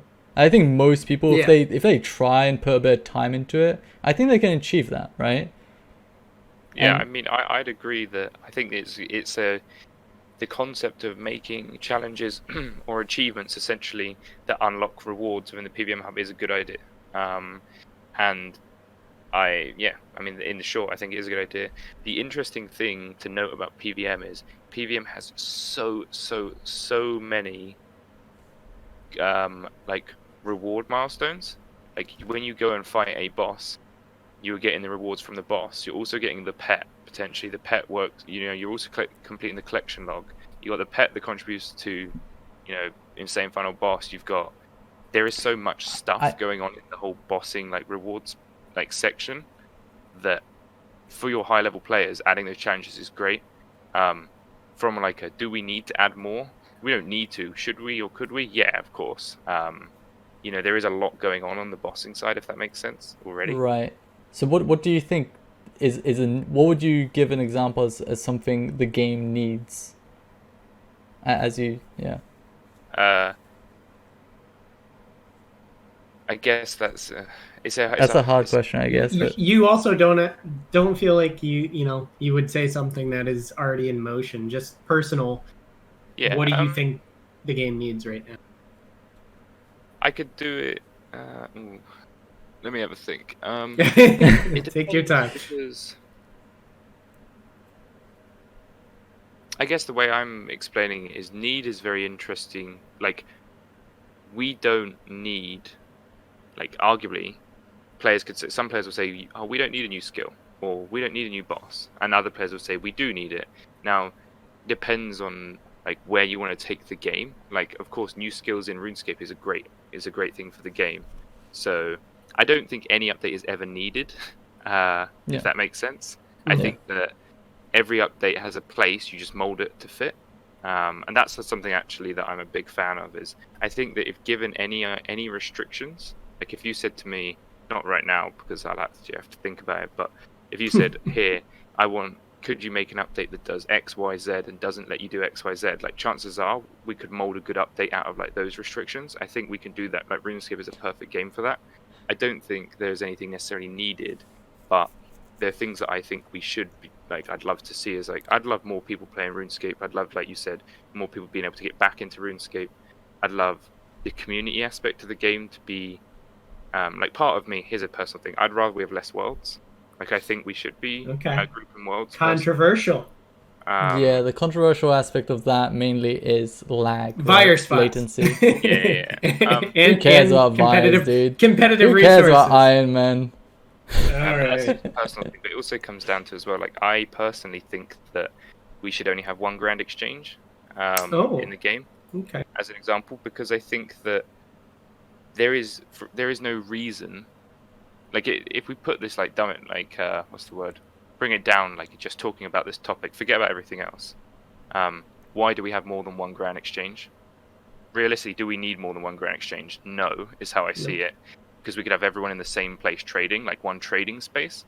The reason there are obviously multiple grand exchanges because some are easier to access, and some are in convenient places based on why you are already in that location, e.g. the Max Guild, or you're in Elf City because that's the best place to bank. But yeah, I think that the segregation of players is something I really dislike. Like when players are spread across multiple places or multiple worlds. And PVM Hub is actually an interesting thing. We discussed whether or not to make it automatically like one world, like Clan Citadels, like sharded. The downside to that, of course, is you'd lose adrenaline, etc. when you go through a portal, because we'd want the portal to take you back to a normal world. Right. And you wouldn't be able to avoid daily resets. Yes, get logged out. Yeah, exactly. What a point. That's the biggest problem. but yeah, sorry, I spoke a bit fast and a lot of points. But need is subjective, and I agree. Some of the biggest things I personally would like raise is things like player segregation. Like, I love to see like hundreds of players in the same place again. Exclude, it might lag. Exclude all of that thing. Playing a game which you love with like so many people. Like, I miss World 2, back in the day, like Falador. Like, it was just so cool to get scammed. So not get merged. Leaf-bladed spear. What? Buying your party app for 1 bill under the actual price. So I guess I have a quick question for that. And so I see a lot of times people come back and they say, "Where is everybody?" Because everybody's in Prif, right? Where is everybody in RS3? I can't find anybody. That's true. Coming from like a technological standpoint, so you said you're in favor of the reduction of worlds. So if you reduced the worlds but kept the server capacity, does that mean you'd have more bandwidth and we'd see less lag with more people on individual servers? Pardon my technical ignorance. It's not really a question that I could answer, because like, from my point of view, I make the content there. We have like teams that keep the worlds going and deal with all the I'm just server curious levels. because you see both of those things is like people, I can't play on World 84, it's too laggy, and also where is everybody? The two are like opposite desires. Yeah, that's Yeah. why like if you exclude the part where they might lag, like in an ideal world, I think it'd be great to see like everyone on a lot more people in world. Yes, let's ignore things like competitive zones, Slayer, etc., etc. What if like when you started playing the game for the first time, you created a account for the first time, you're like in the new player world and you couldn't hop? Would that be a bad or a good thing? So that's interesting because a long time ago, me and some others at work actually discussed like that, like why not, when you start the game, by default, like funnel everyone to the same place because then at least you're with other new players. Yeah. There's like you would have to like find the optimal ping world for everyone in the world. Oh yeah, I guess. But no, that's not a problem. Yeah, it would just be an EU NA world. Yeah, exactly. We could have like 2 funnel worlds. But yeah, I mean, it kind of is a little like that anyway. Not for new players, but like when you load the client, there are certain worlds that automatically are picked for you based on location anyway. Yeah. But yeah, I think that like those sorts of things, they are small improvements that can help though, because ultimately, I think something that I miss from just being a long-term RuneScape player is actually you may notice this in a lot of content that I make.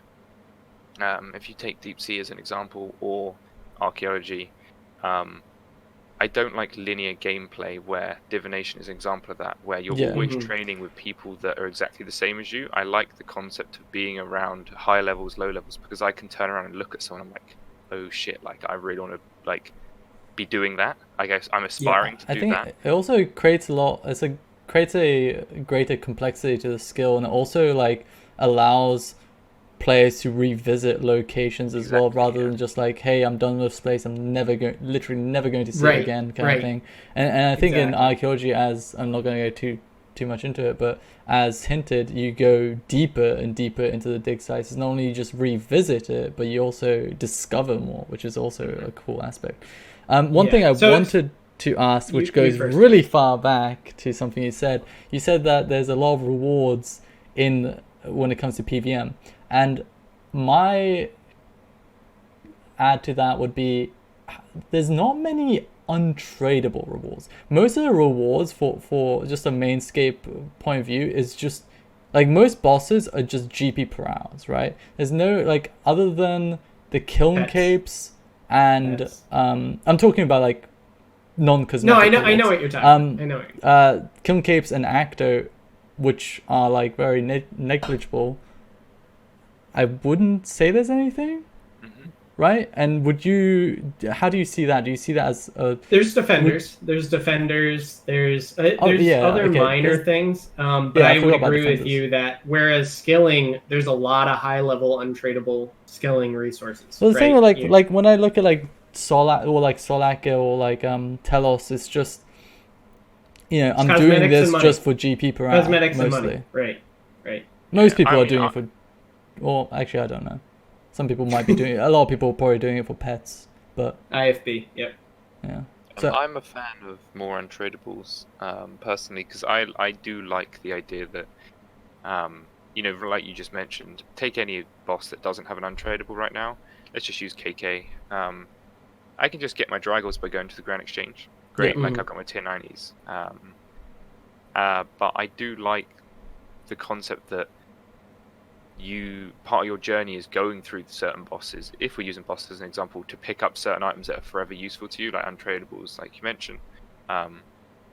Like Kiln Cape is a good one. But yeah, there aren't enough of them, and arguably I kind of like the mix of both, because what we actually have a lot of right now is you have to get all the untradables before you can trade it. Like Telos related items or Arax or Yep. Okay. Yep. So like you need to get the wearable, that sort of thing. That's great, but you can trade it at the end. What about? Sorry, yeah, I agree with you. I think we could benefit from way more. So one thing that I've always thought about, and I've mentioned this before, is that there's not very many meta perks, so like invention perks, you know, you got your precise equilibrium combos, you got your aftershock, etc. But if there were something that you disassembled, a la the darting shadow in ED3, but it only came from KK, right? And it gave a component that you could only get from KK, and it gave a perk that, again, you could only get from KK, it would do a lot of things, right? So you'd have to do KK to get this perk that may be useful somewhere else. That's how I've always thought of it. You gotta, I think, a major goal should be to try to solve a couple problems at once. And if people aren't motivated to do KK, and also there's a very small amount of useful PVM perks, why not kill two birds with one stone, so to speak? You know, so here's a fun bit of info for you. It's just a general design idea that I had a long time ago and discussed with some people, but don't think I've ever spoken about it.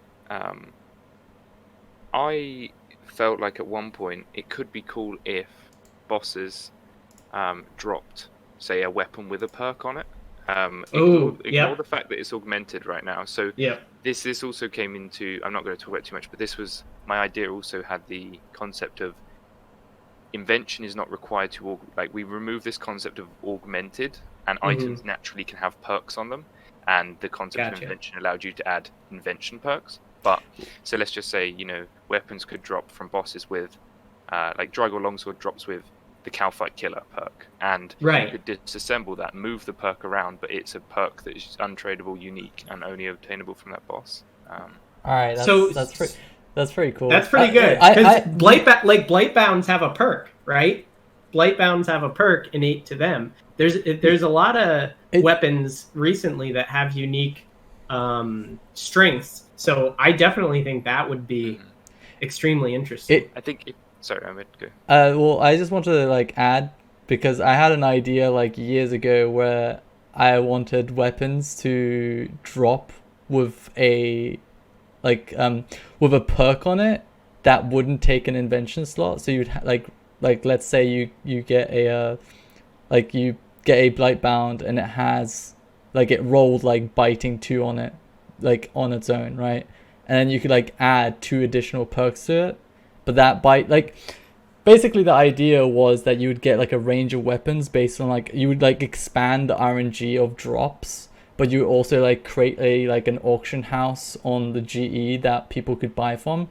And then like it would create, I'm going to try like simplify this. You've been playing too much Diablo. No, but like it would also like imagine like, I can go into more depth, but like I had an idea was like, every weapon could drop like +3 to -3 accuracy and damage, and it could roll a perk, and it could be any perk.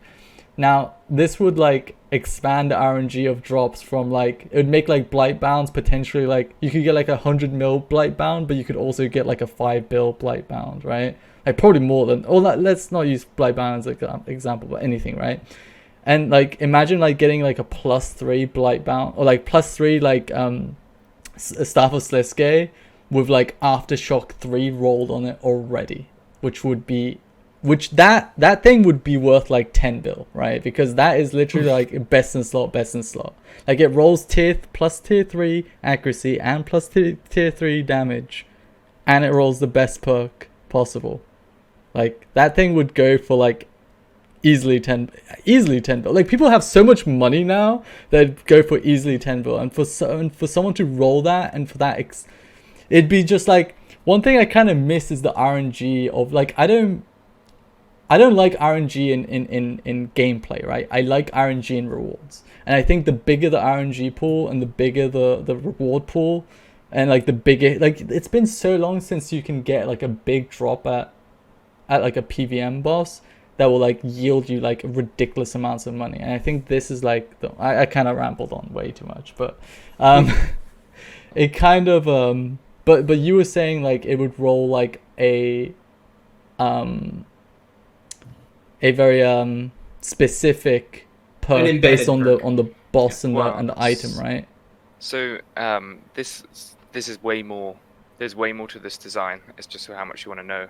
But I tried summarizing my own, but I just ramble on. But yeah, you talk about it more if you want. I'm curious, actually.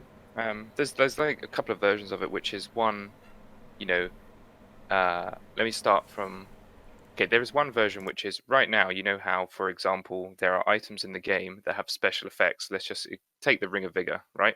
It is a ring, but it has an effect. What if those effects were actually like you could remove them from items? That's kind of this concept. So like a KK longsword. Sorry, I don't know why I call it KK longsword. That's its debug. Sorry, it's Dragonseance longsword. It's whatever its perk is. You could keep it on that weapon, or you could take it off. Taking it off would be the whole invention side. So like that's how you can move perks around. But ultimately, as a weapon, it gets released. It's like this cool tier 90. It's got its own effect. Would you say this perk would be RNG based or 100% like roll on the weapon? So that's another thing of like what you were discussing. I think you had like you said like -3 to +3. In my concept that I was thinking of, there was actually this gets really complicated because I don't have paper. When we design stuff, we have like option A, like we come up with multiple designs of a update. So this is my thing of like creating more drops within drops. It's kind of what this design was.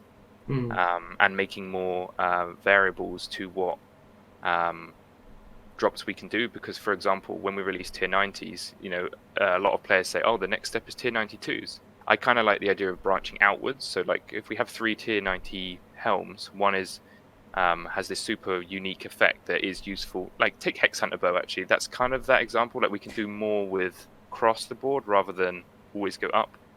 I think the problem with like Hex Hunter and a lot of the variants of it, like the Terrasol Maul, is that it's dropped from it's dropped from a non-boss, like high-end boss, so it can't be I don't think it can be ever valuable enough, or like it's also just like I don't know. I've just never found like the idea of those the niche effects of Hex Hunter Bow and Terrasol Maul to be very exciting. You might like when you get pre-linear. Like an idea for like an armor would be like there could be a power armor that you get double the strength but has 0 armor, something like that. Void used to be. Or you take more damage, like a Zerg tier armor rather than a power tier armor. Or there could be a power like a tank. Like to custom for like future bosses, you could release like a tank armor that makes you deal less damage, but it gives you much greater soak and defensive bonuses, greater than Acto, for example. And you would like modify these armors, and they would be like, once you modify them to this specific niche, they'd become like untradeable. I feel like the niche needs to be like significant enough for people to actually change the way that they play for it to be exciting and valuable enough. I don't know. I kind of rambled there, but I mean, if we took let's just say for argument's sake, we release another tier 92 weapon. If we use this design concept, one of the design concepts I'm referring to, it would be cool if there is, let's say it's just called, I don't know, it's just called sword for argument's sake, and we've got like lesser sword and greater sword on either side. And when you get the drop, you get one of those 3, where one of them has a perk, one of them doesn't have a perk, and one of them, I don't know, has the perk but like super buffed. That's arguably the same concept of perking an item, but the item is always going to be valuable because it's a tier 92 weapon, regardless if it has the perk or not. The tier 92 version with the super perk is, let's just say, it's a 1 in 100 when that item drops, is going to be super, super valuable. Yeah. But it's also super niche because the effect isn't that like, you know how tier 92, the cost of tier 92s versus the cost of tier 90s, there are plenty of high level players who will just use tier 90s because that damage difference and accuracy, or all the various stat differences with the difference of range doesn't mean enough to them. But your high level, your racers, your challenge masters, they will mass optimize, right? You want the 0.01%. So I will say I'm not as much of a fan of it being just a rote 1 in 100 to get the super perk. I like the idea of you can get those 3 tiers, but if you get the mid tier, right, the sword, if you break down 100 lesser swords and enhance the sword, you get the greater sword. Like, I like the idea of being able to earn the greater over time. like an I don't like RNG? that unless, like, that I- needs I to be really the only. hate hard- That would I- need to be the only way to get the greatest sword, in my Yeah, opinion. no. Why would it need to be the only greater way? Because if you then get the 100 roll, because then you the don't value, have to do that. Because then the value of the lower swords will be dictated by how much the greater sword is actually worth. What is that a problem? I don't know. I just hate the idea of the premium being 100% RNG based. But okay, I don't know how people feel, like the average person or like the average PVMer feels, but I really like RNG. Like I said, I really like RNG in drops. Right. So there's still that like, RNG. I'm not saying like you can still get the greater and no, not but it doesn't feel as good because there's other ways of obtaining it. I don't know. I think I don't know. I I would being be a bit turned critical. off by it being I just like. Sorry, go on. I was gonna say there is another step to this design that I didn't yet say, if you wanted to hear. But all right, go on. In principle, that is a very simplistic version. If it's from a boss, the way I would like to personally do these sorts of things is, let's just say you kill the boss. You have access to this drop table. It's a 1 in 100. No, if you get the drop, it's 1 in 100 for argument's sake of getting the greater version. However, I would also like to introduce stuff to these sorts of boss fights where if you complete the boss by doing all the feats, for example, like you dodge all the special attacks from phase A, you do like that drop table is now 1 in 5. You know, like you make it so that if there is a skill element that really massively brings down the RNG, that I like that. That's a very quick explanation of it. Obviously, there is, but like that, I'd like to reward more for doing challenges or being able to optimize a fight. Yes, I 100% agree. But I would say that I think I'd rather it affecting the combat rather than the drop rate. Like maybe do more, like 1%, like 1 to 3% more damage during the fight rather than an increased drop rate. So Omid, I don't know how you haven't been turned off by huge RNG gates like Parasitic Orb and things I actually like kind of agree with ZMDA. I don't think that maybe niche items should be like very RNG based, but like I'm not, when I say RNG based, I'm not saying it should be like 1 in a million chance to get this item. I'm just saying like you should be able to get a range of like the same reward, right? Like it should be when you see like the sword on the floor, it could be like unID'd, right? And then you left click it and then it would turn into, you know, lesser, normal or greater, right? And that's just a part of the excitement of the game to just roll on that drop, right? I don't know. To me, like when I see a seismic wall, when I see like an orb in the chest, it's just an orb in the chest. But with this, right, with the sword, it'd be like a next level of excitement. Model? Huh? You like the phylactery model? I don't know what that means. Explain. Magister. So you get a drop, you don't know necessarily what's in the drop until you open the drop. Well, the thing with Magister is that's to create a consistent source. That's like the opposite of what I like. Ignore that it's 1 in 18. Sure, yes, basically that. But you like to get a drop and then have another. Okay, so I'm fine with all that, and I like Ryan's suggestion. I just really dislike the hardcore RNG 1 in 30,000 type thing. Well, that's what I'm saying. It doesn't. It's. I mean, what does 1 in 30,000 even mean? You don't know the boss kill time or anything. No. I was just talking about Parasitic Orb. But so Ryan had said 1 in 100. Again, this is just out of nowhere. Ignore the 1 in 100 because it could be 1 in 10, it could be 1 in 5. I just threw a number. Right. But so like looking at it as an extreme, right? So like let's use hours. Let's use time as a. So it doesn't matter because it's equitable, right? You can say it takes 100 times as much time, or you can say it's 100 times rarer. Either way, I would rather not have it so heavily RNG gated. I'd rather have be a way to force it. Because I hate spending all day doing something and having made... No, listen. So like, say Parasitic Orb. Like, this is a good example. Or Intricate Chess from AOD. I hate spending all day doing something and making no progress. If there's a threshold, you're making progress. I mean, if there's talking about something log. You can get. No. It doesn't matter. It doesn't matter. Anything. What about the chest? Wait, you said the chest. Yeah, you can do AOD But all that's day GP. and make. That's just GP. No. The chest isn't just no. So the chest is the log, but it's Okay, progress so you are towards something. Well, Listen, okay. So if you can spend all day doing something and get no closer to your goal in any way, and somebody else can spend 5 minutes doing it and get all the way there, I don't like it.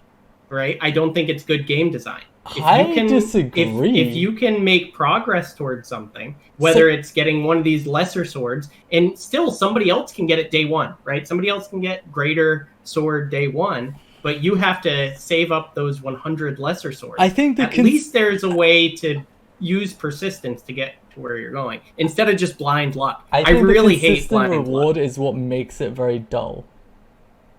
I think something like I Magister disagree. is so boring. When you get a drop, it's like, okay, like it's I don't know. So it doesn't me, have to be as consistent as Magister, but something like people Virago back in the day, once you hit that drop, it was like so exciting. Same with Next. So were you against Virago? Were you against Vitalis Threshold? Well, Vitalis Threshold I think should have been in place relative to other boss pets, but that's a pet. Cause I don't care about cosmetics. It has no So GP I think value. it's even worse for a premium weapon or premium armor That is for you to be tradable? able to go all day. Yeah, even if it's tradable. I For you to disagree. be able to go all day, and maybe you're the best in the world at the boss. Maybe you're the best in the world. It takes But somebody away else, somebody else Brian, gets chip one in here, kill dude. and gets the greater one. Let's hear your opinion on this. So, fun fact, you're both right. As in, both right in the sense of from a design, doing both of those things, they both have value, and the thing that you both have mentioned, you can do both together, is in your Magister example and your intricate chest example. You could make the intricate chests, as an example, you can earn progress towards them, because you've still got plenty of RNG drops from that boss.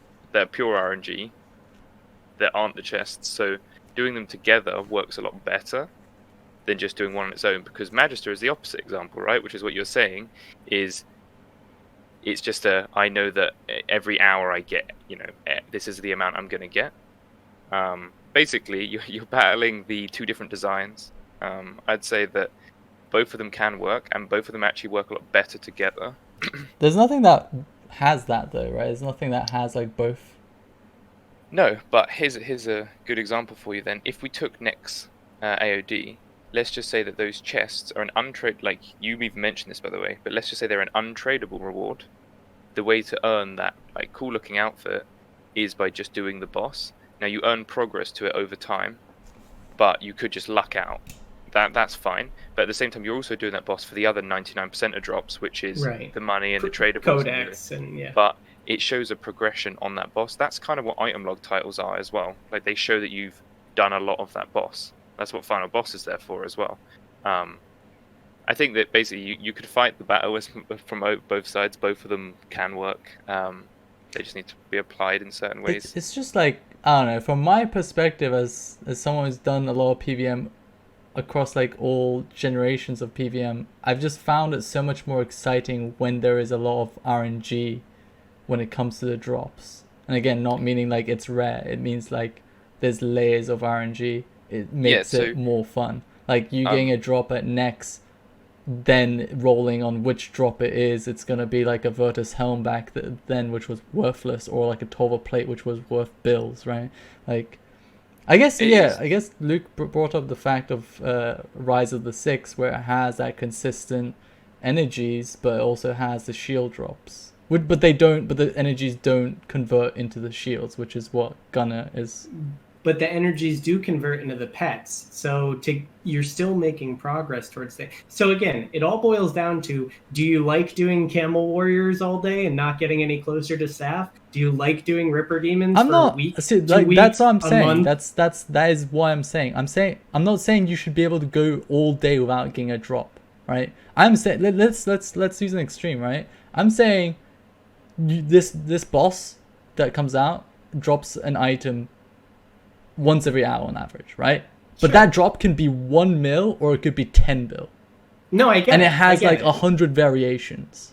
I That's would what just I'm saying. So I'm not saying- let's look at not that any content When you say should be progress, catered you to mean Ironman. what do you mean? Do you mean So log I or mean GP? progress towards completion. But It doesn't I don't- matter. It doesn't matter. It What do you doesn't mean matter doesn't what it's matter? progress It does towards. matter. It's Because if it's progress towards GP, completing the boss. Completing the boss, which so is log. log, or any unlockables. Any Okay, so you're not unlockables. talking So in about this GP. case, well, not typically, because GP is meaningless to me. So To you, yeah, but I don't know. Right. So again, I can only come from my own perspective. And so looking at this example, right? And again, I don't think any content should cater to Iron Man, but you could do the boss for 100 years and not get any closer to this best in slot greater sword. I don't think I like that type of content. You can Right? buy it. I would though. rather That's the would only rather way you have can make. you- That's the only way you can make like an item that's very right. expensive If you're an and very Iron Man, exciting. you can't buy it. If Who you're the an Iron hell Man, you cares can't buy about it. Iron Man in I'm 2020? not saying it should be designed for them, but what I'm saying is it's better to have both options, right? You can get lucky, you can get that greater sword, Well, or you can get unlucky and have to grind 100 lesser swords, which are still Okay. 1 in 100. I'm just saying that's the only way to create an exciting drop. If you want, Ah, if you want- I don't know. I don't know Yes. about all that. I can interject for you here. Both of you keep saying I think, which is perfectly Yeah. valid because yeah, not I everyone mean, is the same. This comes back to the example of how you, like Omid, you just said, I don't think that anyone can get any excitement. Sorry, I'm paraphrasing, that's not what you said, but you said about how these rare drops are what make these bosses. Like, you know, when you get that drop after being like 10 hours dry, it's like, we've just made 5 bill or whatever. It's super exciting. Yes, there's definitely players that like that. There are also other players who don't like that, which sounds like Gunner. You sound like the Who opposite don't end, which is PVM. great. Hey, But this hey, is I'm like I'm 10 boss pets off IFB, all right? I don't not PVM. oh, sorry, Ryan, go on. That's right. I was gonna say that's why it's great, because you are literally talking about what our job is to do, is to design content for either group or both groups, or depending on what the update is, and try to, like, that is, you know, the challenges that come with content. Like, not all content will appeal to everyone, and sometimes if you try to make content appeal to everyone, it's not as good as it could be for Oh, yeah. a single group. I'm not. But Sorry. no, so you did mention something else that's actually a really interesting point to make, and now I need to remember what it was. The unique drop. You said, oh, imagine if you find it and it's unidentified. So that's another actually really interesting design mechanic, which doesn't actually change, like, from a gameplay perspective, doesn't change anything, but from a mindset changes loads. If we take, Right. for example, the concept of golden clues that was pitched during the same game jam that PVM Hub was done, let's just say the drop rate of getting a golden clue was the exact same rate as getting a rare from a normal clue. The concept is still, the principles are still the same, but the difference is the moment you get that golden clue, you're super excited. In the moment, you're like, oh yes, I'm guaranteed like a sick drop. You're excited for the next 20 minutes or 10 minutes. And you go and do that and you get your reward. Similar nature to, like, sometimes those double step excitements are actually really good for, you know, for many things. Like, if you got your drop and then you walk outside the boss and everyone's like, go on, Omid, click it, like, and then you click it and then the broadcast is like, you know, you just got the lesser one. Everyone's like, damn, you know, Yeah, there is added excitement. And what does that do? Like, from a design or development perspective, it's not, like, doesn't require much work to add, and there are places where that is valuable and it is good. Like, but yeah, sorry, there's so many things from a design perspective of what are you trying to achieve is ultimately the question when designing anything. But I'm a big fan of those sorts of things as well. Like, I love the idea of everyone walking out of the boss and be like, go on, do it, and then it's like pulling a cracker, right? Not Yeah, that you exactly, do it anymore. Yeah. Or a good example is the purple raid chest in old Yeah, old school Yeah, is a really. yeah, yeah. Have you ever thought about, like, maybe like Telos, right? Like the green beam at the end that goes up, like the anima beam, turns turning like gold. yeah, some color when you get a drop, and then you're like, holy shit, I got a drop. But then, like, I don't know how that would work with Ring of Wealth and luck effects and stuff. luck So dwarfs, yeah.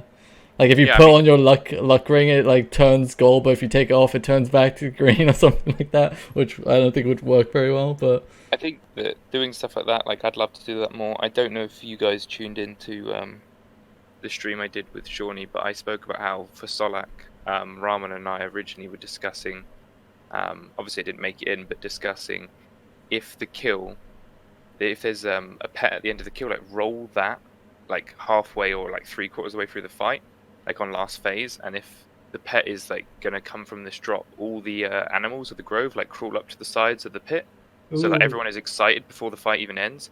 Like it doesn't What? change anything, but like adding that sort of like atmosphere is like adds to the engagement, like just the feel of doing content. Yeah, I think that would be. That's that- great. Yeah, That's I such a good agree. idea. I think that's stuff like Oh, that. man. I would love.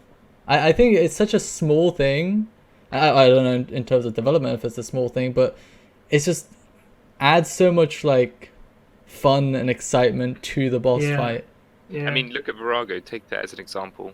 You could literally, I mean, we're not doing this, but you could make a bunch of Vitalis like appear out of the water, like, you know, heads up, as if, and like, or they're all standing on rocks. Like when you fall into depends on P5. path mode, right? or P10. Or maybe the yeah. mall animation is different. Oh, okay, but yeah, that takes so- animation time. Okay, that's probably not. If you fell into the room and there's like Vitalis like standing around the arena, like Oh on the my rocks God, and stuff, that's great. Like, it's just a good example of these are all like emotional design aspects, and they're nothing to do with mechanics. But it's a very interesting point to make, which is sometimes you don't have to change the mechanics at all. You just change the way the player feels, and that can change Yeah. loads. Oh man, that's So a I don't know how we really got here, by the way. no. That's really good. Yeah. I don't know about you, Omid, but I never thought about that. Oh, but That's- yeah, about that. that's I awesome. I just thought about like purple chest and the beam going purple or for Telos or something like that. But yeah, like the thing is like we kind of moved away from like drops being on the floor, and the whole excitement of drops being on the floor is one. It used to be splits, right? It used to be like whenever you saw that massive green line in your chat box splitting like a drop and getting like 100 mil cash, that feeling was like just insane, right? But then it turned into beams, which was, you know, equally as good, if not better, right? Where you see that the only way you could have seen that ginormous beam was with a seismic one, no other item. Mhm. And then they kind of devalued it with DG keys. I agree on that one. But like seeing that beam and it being exclusive to seismic one and just seeing it was like crazy. Like when you see that thing, that Purple ginormous present. beam, it just Purple like present. you lose your mind. Just it doesn't matter. Like who cares about how the item looks on the ground? Just seeing the beam Yeah. was just Yeah. oof. But now like a lot of stuff is interface based, which isn't necessarily bad, but like you lose that excitement of, you know, seeing a beam or seeing like a chat box message. Yeah. I mean, broadcasts make a big difference. Yeah, too. but that happens when you see the drop. Right, well, right. No, but I agree Well, with you. yeah, I don't know how to put it, but definitely I feel a lot. I used to feel a lot more excited when I saw beam or a green message line over just seeing it open up in an interface. I don't know So- how others feel, but No, I think that's a good point. And we're getting so Oh, yeah, so should we- tangential. But just to, kind of wrap it up, there's definitely room for both, and I agree. And I think Ryan has done a good job mediating and telling us that there's room for both so we don't murder each other. But yeah, so it's interesting to see kind of the developer perspective of making both sides happy, right? You don't want people to quit content because it's unrewarding, and you want people to want to do content because of the excitement. So I can definitely see both parts. But let's keep going. have you ever thought about like putting out like seasonal surveys for like maybe like I don't know, like can a like team of developers put out a survey just for themselves, like officially? Yeah, I mean, we can. Because it'd be really interesting to know like people's opinions on stuff like this. Yeah, Like- I mean, we can do it. It'd always be good to do it in like official capacity. So, because Yeah. obviously we occasionally, tweet stuff in the night, and that's more because we're sitting at home thinking about random things. That's not like an official poll. So if like 90% of people are like, yeah, do this, and it's got 20 votes, of course Yeah. we don't take it. It's like, oh, that's the thing to do. But yeah, we can do more official polls, like official surveys, like when we do the big RuneScape survey that we do every year. I can't remember the full name of it. They get sent round. But yeah, we can do more of them, and there's no harm in doing them. I think it would be, I mean, I would imagine it would be really valuable for developers, but I just don't know like if it would be like given a green light for developers to, you know, like essentially like let's say like there's a PVM dev team, right, and they just put out a survey that's just like PVM based, and it just has a bunch of like subjective PVM questions, and it just serves purpose for them to create better updates that will match what people want. Because like sorry, go on. So yeah, data and knowledge, it's all like good for guidance, like towards doing the right thing or what the majority. That's another thing, by the way. Sorry, that when I said both of those things could work, sometimes it also, like I said before, it always matters what the content is, because sometimes making content appeal to everyone is not the right thing to do. Sometimes it is the right thing is to do like the Inferno. You know, only the point is it's for the highest tier. And in that case, then yeah, you may not do both. Sorry, don't know. I just wanted to clarify that. Satisfying all players is not always the right thing to do. Sometimes you want, like, depends on the aim of the project. I think Omid and I can definitely agree. Looking at the results of the survey this year, we had a good stream about that. I mean, yeah, we really did not like the survey because mainly it was the problem with the survey was that a lot of things were like being hijacked behind. Not to go too deep into it because we had like a 7-hour podcast. It wasn't this or that. It was this and that. Yeah, or it this was. It was like, do you want a new boss, a rework to the old bosses, and a Elite Dungeon? It's like, what? No, I just want a new boss. Like, you know, like it was. Do you want 120 summoning, a rework to the skill, and new rewards? No, I just want new rewards. Like, it was very. Yeah, I really did not like that survey at all. It was a lot of just regardless of what we thought about the individual questions, it was more that there were too many combined choices. Yeah. But anyway, which conflicted for a lot of people. Like a lot of people just didn't want one thing, or they just wanted one thing. Especially it was a big controversial topic on the 120s, right? A lot of people wanted the new rewards or maybe the rework, but they didn't want 120, but they were grouped up in the same question, which vice versa. Omid, they wanted 120, but they didn't want to rework to the skill. You know, okay, yeah. Anyways, we should probably move on because let's keep going. We're gonna move on to skill design now. So, you worked on invention tools. Do you think that there is room to expand, to maybe create new playstyles? Yes, but that question... sorry, are they related? As in, it sounded like you just made a statement of made invention tools, then a different question? You did make no. So invention tools, like, a lot of times they just increase production speed, right? Or they give you a bit higher success rate. Is there room to make it so they change gameplay? Okay, yeah. 100%.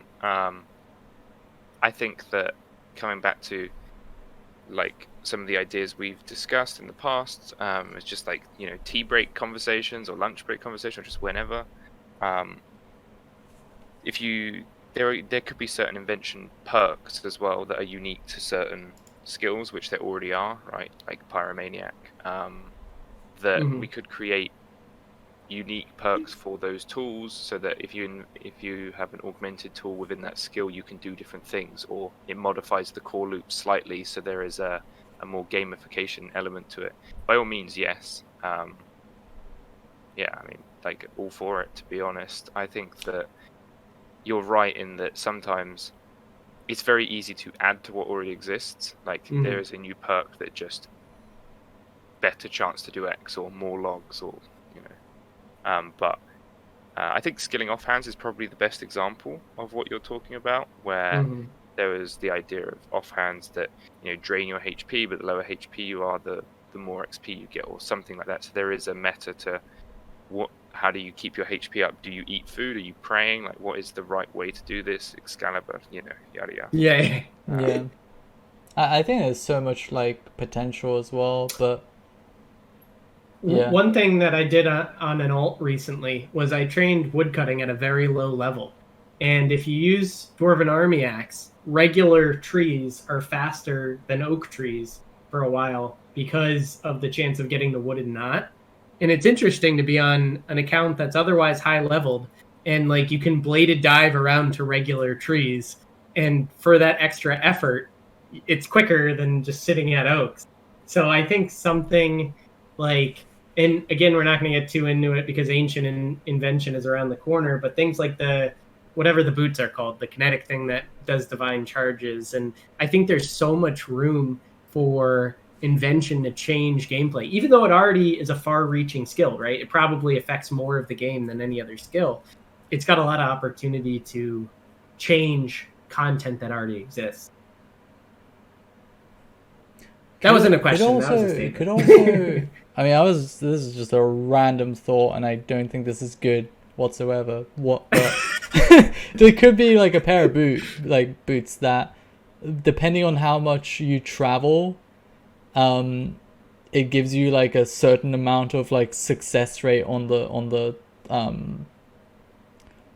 resource. Like for example, like if there's two trees like next to each other with like 4 squares in between them, you can move between them without losing actual like any like woodcutting ticks, right? But you would also gain, okay, this is crazy, but you would also gain like because you're moving 4 squares and then doing a woodcutting tick, you're gaining a certain amount increased success rate. And if you move like 100 squares, you get to the point that you basically 100% success rate like any tree. Do you remember day 1 and 2 divination? Wait, day 1 and 2 of divination? What, 2-ticking? Yeah. So it's similar. But yeah. Was that good for the game though? I would argue it is. Because the wisps moved around. I really did not like divination just because it was very boring, and there was nothing. Very slow. It wasn't because of slow XP per hour. It was just like, if you wanted to go at optimal speeds, it was very boring. Like there wasn't much you could do. You just like click and wait.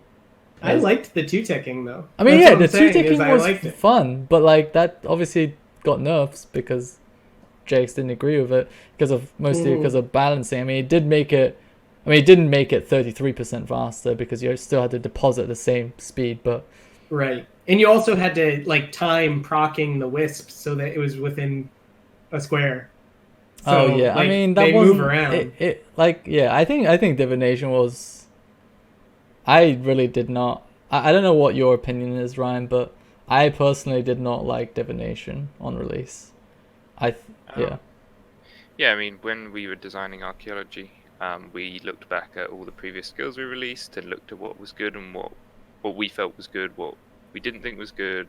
I mean, we did that with all the skills that, well, I say we did not literally all the skills, we did with all the skills that were worth looking at over the previous years, and there were good learnings from divination, some of which you're kind of mentioning as well, which is the optimization of divination was a bit odd in that there wasn't really any. You kind of just, and you couldn't help but deal with the RNG element as well, which was if the whisper, like when it turns into a fountain, how long is it turning into a fountain? I don't know. Yeah. So that was also not, which that is just a design like infuriation, which we know. If there were at least like a visual indicator, there was. There is. Well, no. There is at certain halfway point lengths. Like you didn't know when you clicked on it though if it was going to last one tick. Okay, sure. But like when I actually didn't mind the RNG of how long it lasted. I didn't mind that because it would the animation would change when it gets to the halfway point, right? Yep. Like it would like kind of simmer down, but yeah, it's just. So what would you say are some of the things that you like looked back at and learned from? Sure. I mean, one of them being, I know you guys just said it didn't bother you too much, but one of the biggest issues, or not issues, but biggest points that have ever been raised with divination is that it's AFK but not, and that point of like, you don't know where you sit with it, and that is a problem for the majority of players. And like I know you guys said it wasn't for you, but I can understand that. I mean, I would rather try hard or fully AFK. Yeah, I'm exactly the same. So one of my least favorite skills back in the day was agility, just because it wasn't you weren't like doing inputs constantly, but at the same time you could not AFK. Unless you were magic imbue elking. Okay. But like the point is that I'm basically the same. I'm either have to like I need to do like something that's 100% AFK or something that's just high intense, and I can totally see your point. Like, so Which, by the way, that also comes back to why that's why div chamber is a specific amount of cycles per rotation. Gotcha. It's done on purpose so that once you know it or learn it roughly, you know how many actions it is, you know roughly when you need to move, or it's expected to some degree. Aside from that, what else we learned from divination?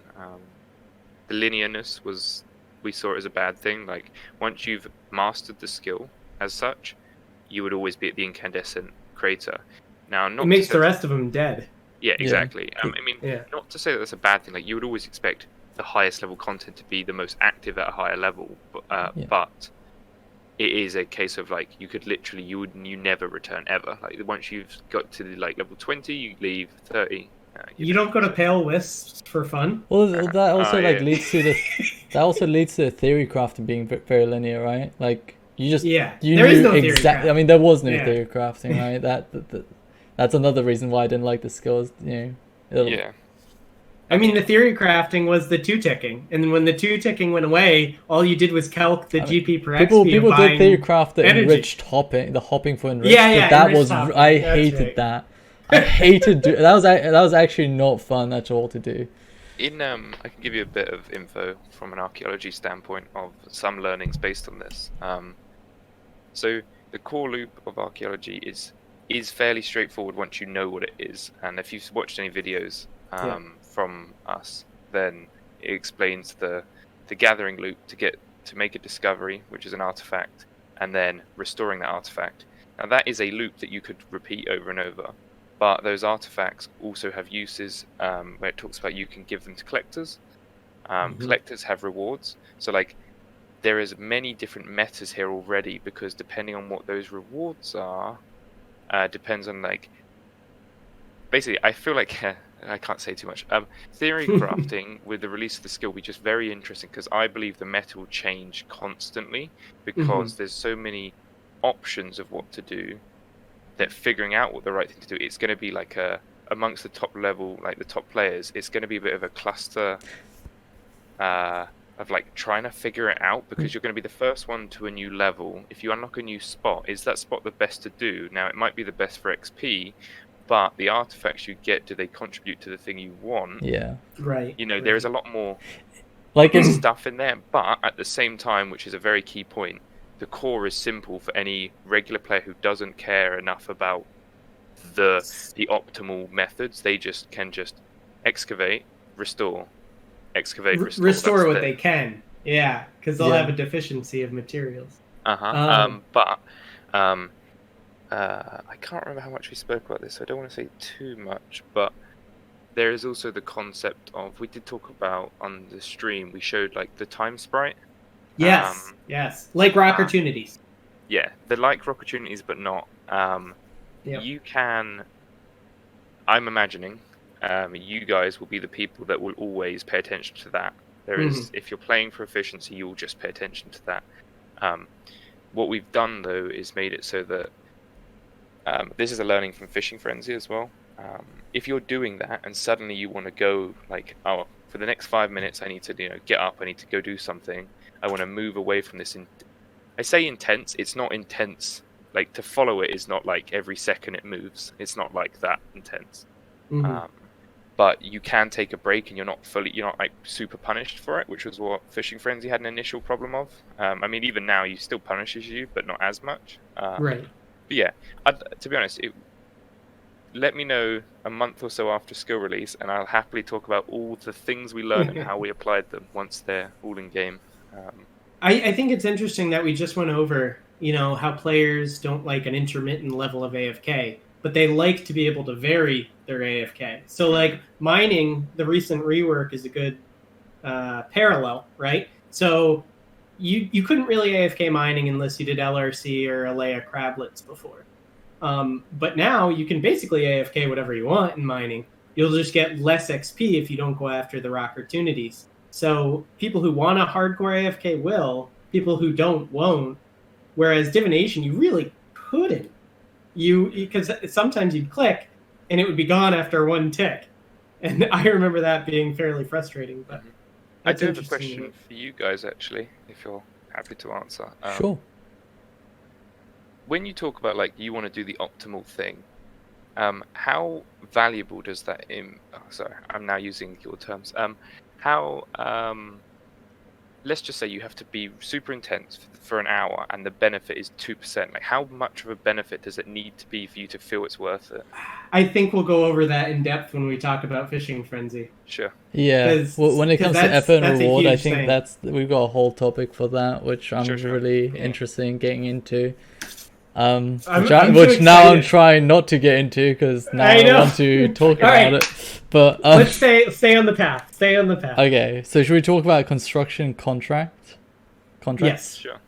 So how did you come to, come up with the idea, and if you don't mind me asking, why did it not end up going through? Because I feel like a lot of people now, especially, are like, they constantly bring up whenever construction rework comes up. They're like, hey, who was that Mod Ryan guy who worked on construction contracts? That was a great idea. Why didn't that get implemented? Like, all the time. Every time construction rework comes up. So... okay, so... I'm sorry, I'm also looking at the other things you want to talk about. There's some cool things I'd like to talk about as well. Like, the thing in your list. But the interesting thing about construction contracts is, as a RuneScape player, I have 101 million ideas that I'd love to do, and I'm also in the position where I have the ability to do them, and I can make rapid prototypes as well of stuff. And that construction contracts is a perfect example where I was like, because I have the expertise to do it, I was like, well, I'll just whack it out, let's prototype it. And that's what those game jams are for, and the tap was for, etc. So it's why I did it, honestly. I was like, I don't know, I just came up with a random idea, to be honest, and that's why I decided to look at it. However, the idea wasn't just completely random. It was based off of, I know that doing a construction rework is a whole other conversation to talk about, because the amount of like spaghetti work that is like there is a what is a construction rework. So let's not talk about that, but that as a subject. So instead I'm like, well, what if I could just do a small construction update that adds another method of training and solve some of the issues people currently have, or adds a different way of training it. And that's how I came up with construction contracts. And the point of the contracts, of course, was that you get more XP for less resource. So it was a way of training it was a way of training construction for a cheaper alternative to training construction the current way. The XP per hour wouldn't be as good, but it's cheaper, right? That's just that. Pull in those levers. It's also less intense as well. Less intense, exactly. Yeah. More variety as well, so... exactly, and the idea... Honestly, it was just, me prototyping, but ultimately, a bunch of rooms in a house, you just have to fill the transparent slots, and then you build them, and then boom, your contract's done, here's your reward, do you want another one? The only things I didn't show at the time when I was showcasing it was, there was more to the design, but obviously that wasn't something I needed to prototype, which was, I think I discussed it briefly, but ideally it'd be like, after you do X amount of contracts, like a Slayer, like similar to Slayer Tarsar, you get rewarded, like, let's just say a construction point. And you could use that for rewards, because I think I did mention about like a plank storage, so you could carry 200 planks in a slot, or something along these lines, which is useful in construction contracts more than it is useful in normal construction training right now. Okay. Because you wouldn't want to leave the person's house to go to the bank to get more planks, because you wouldn't have a butler in construction contracts. I say you wouldn't have a butler, who knows, maybe that's an upgrade as well. But I think it's a cool idea, and the reason as to why nothing came of it, honestly, I don't know.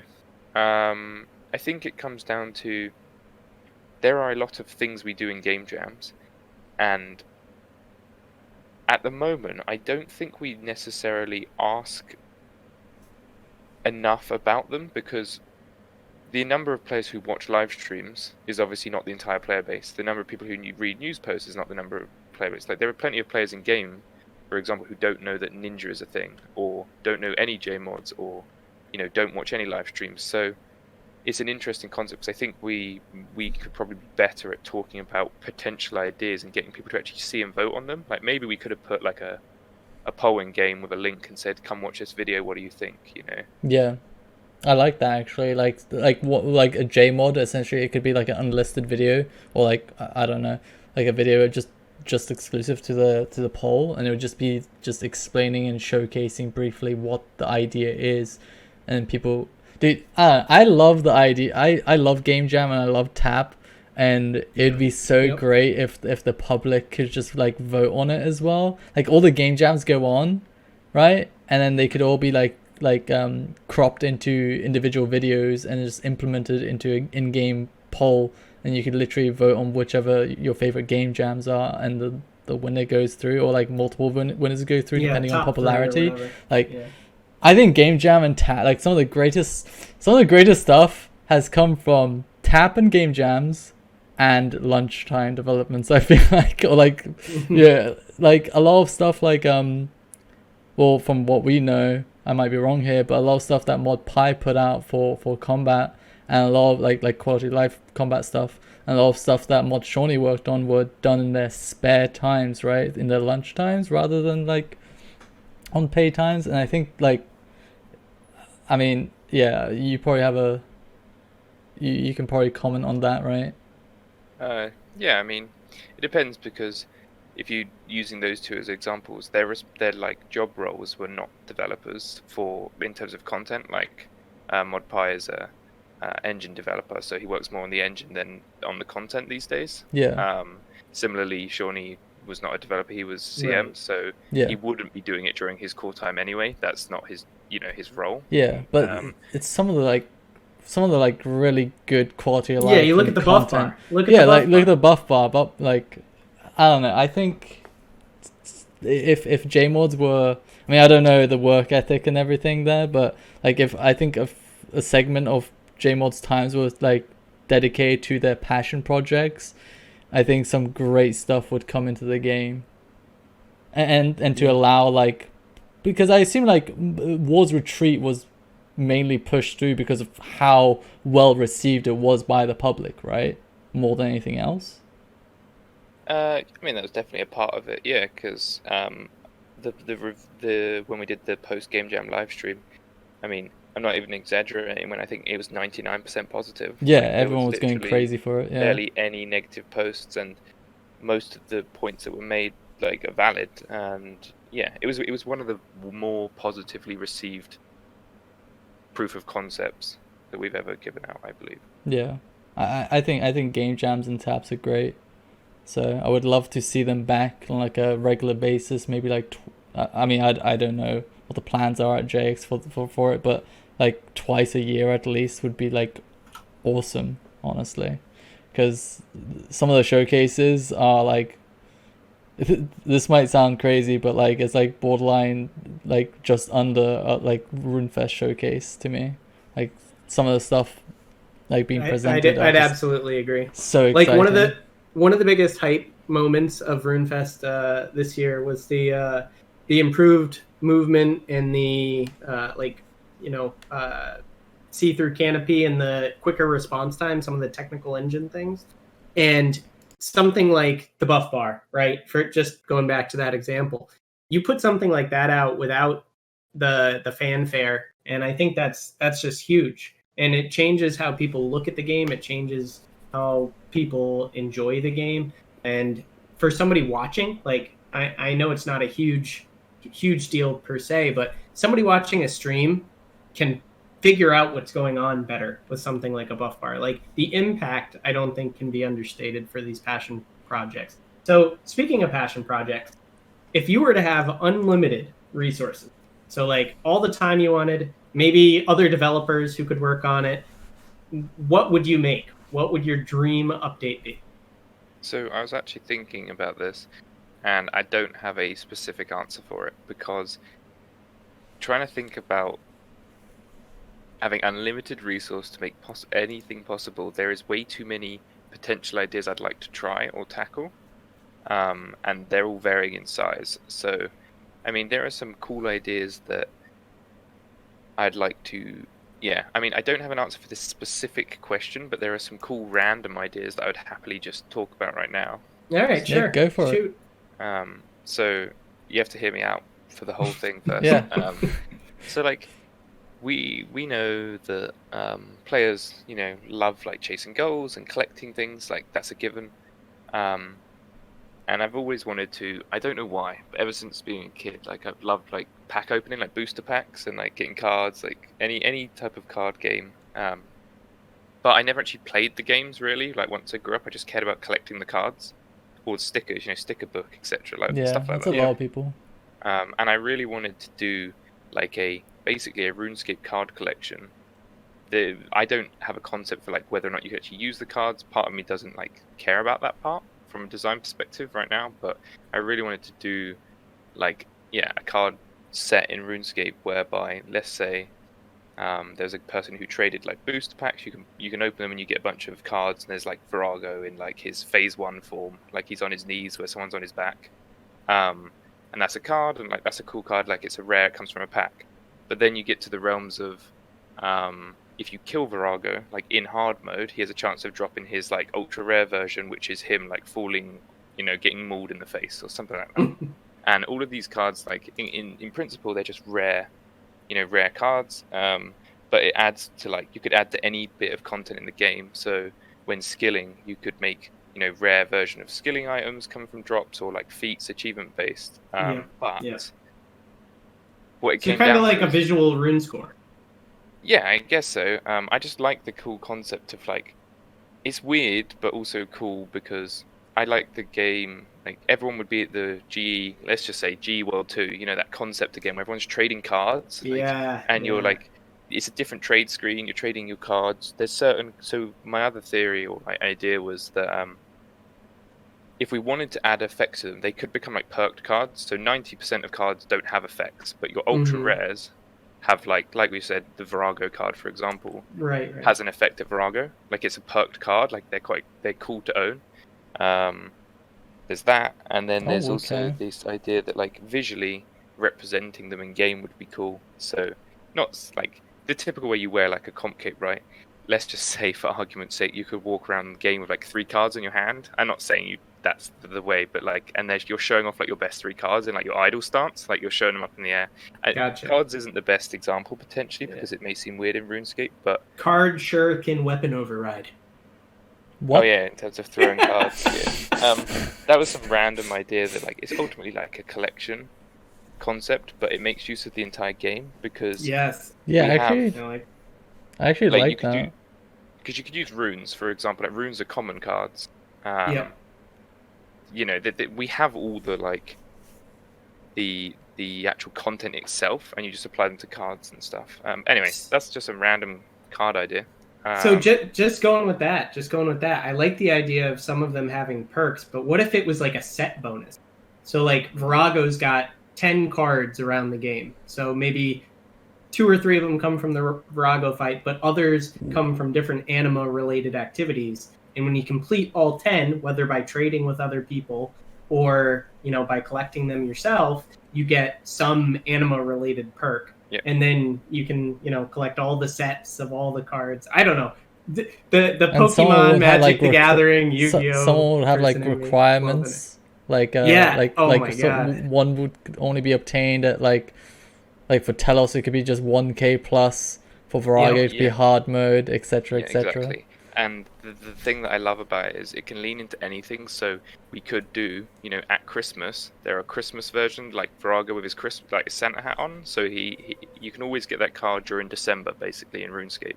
Yeah, that would be like an unperked one, for example. That's like a seasonal card.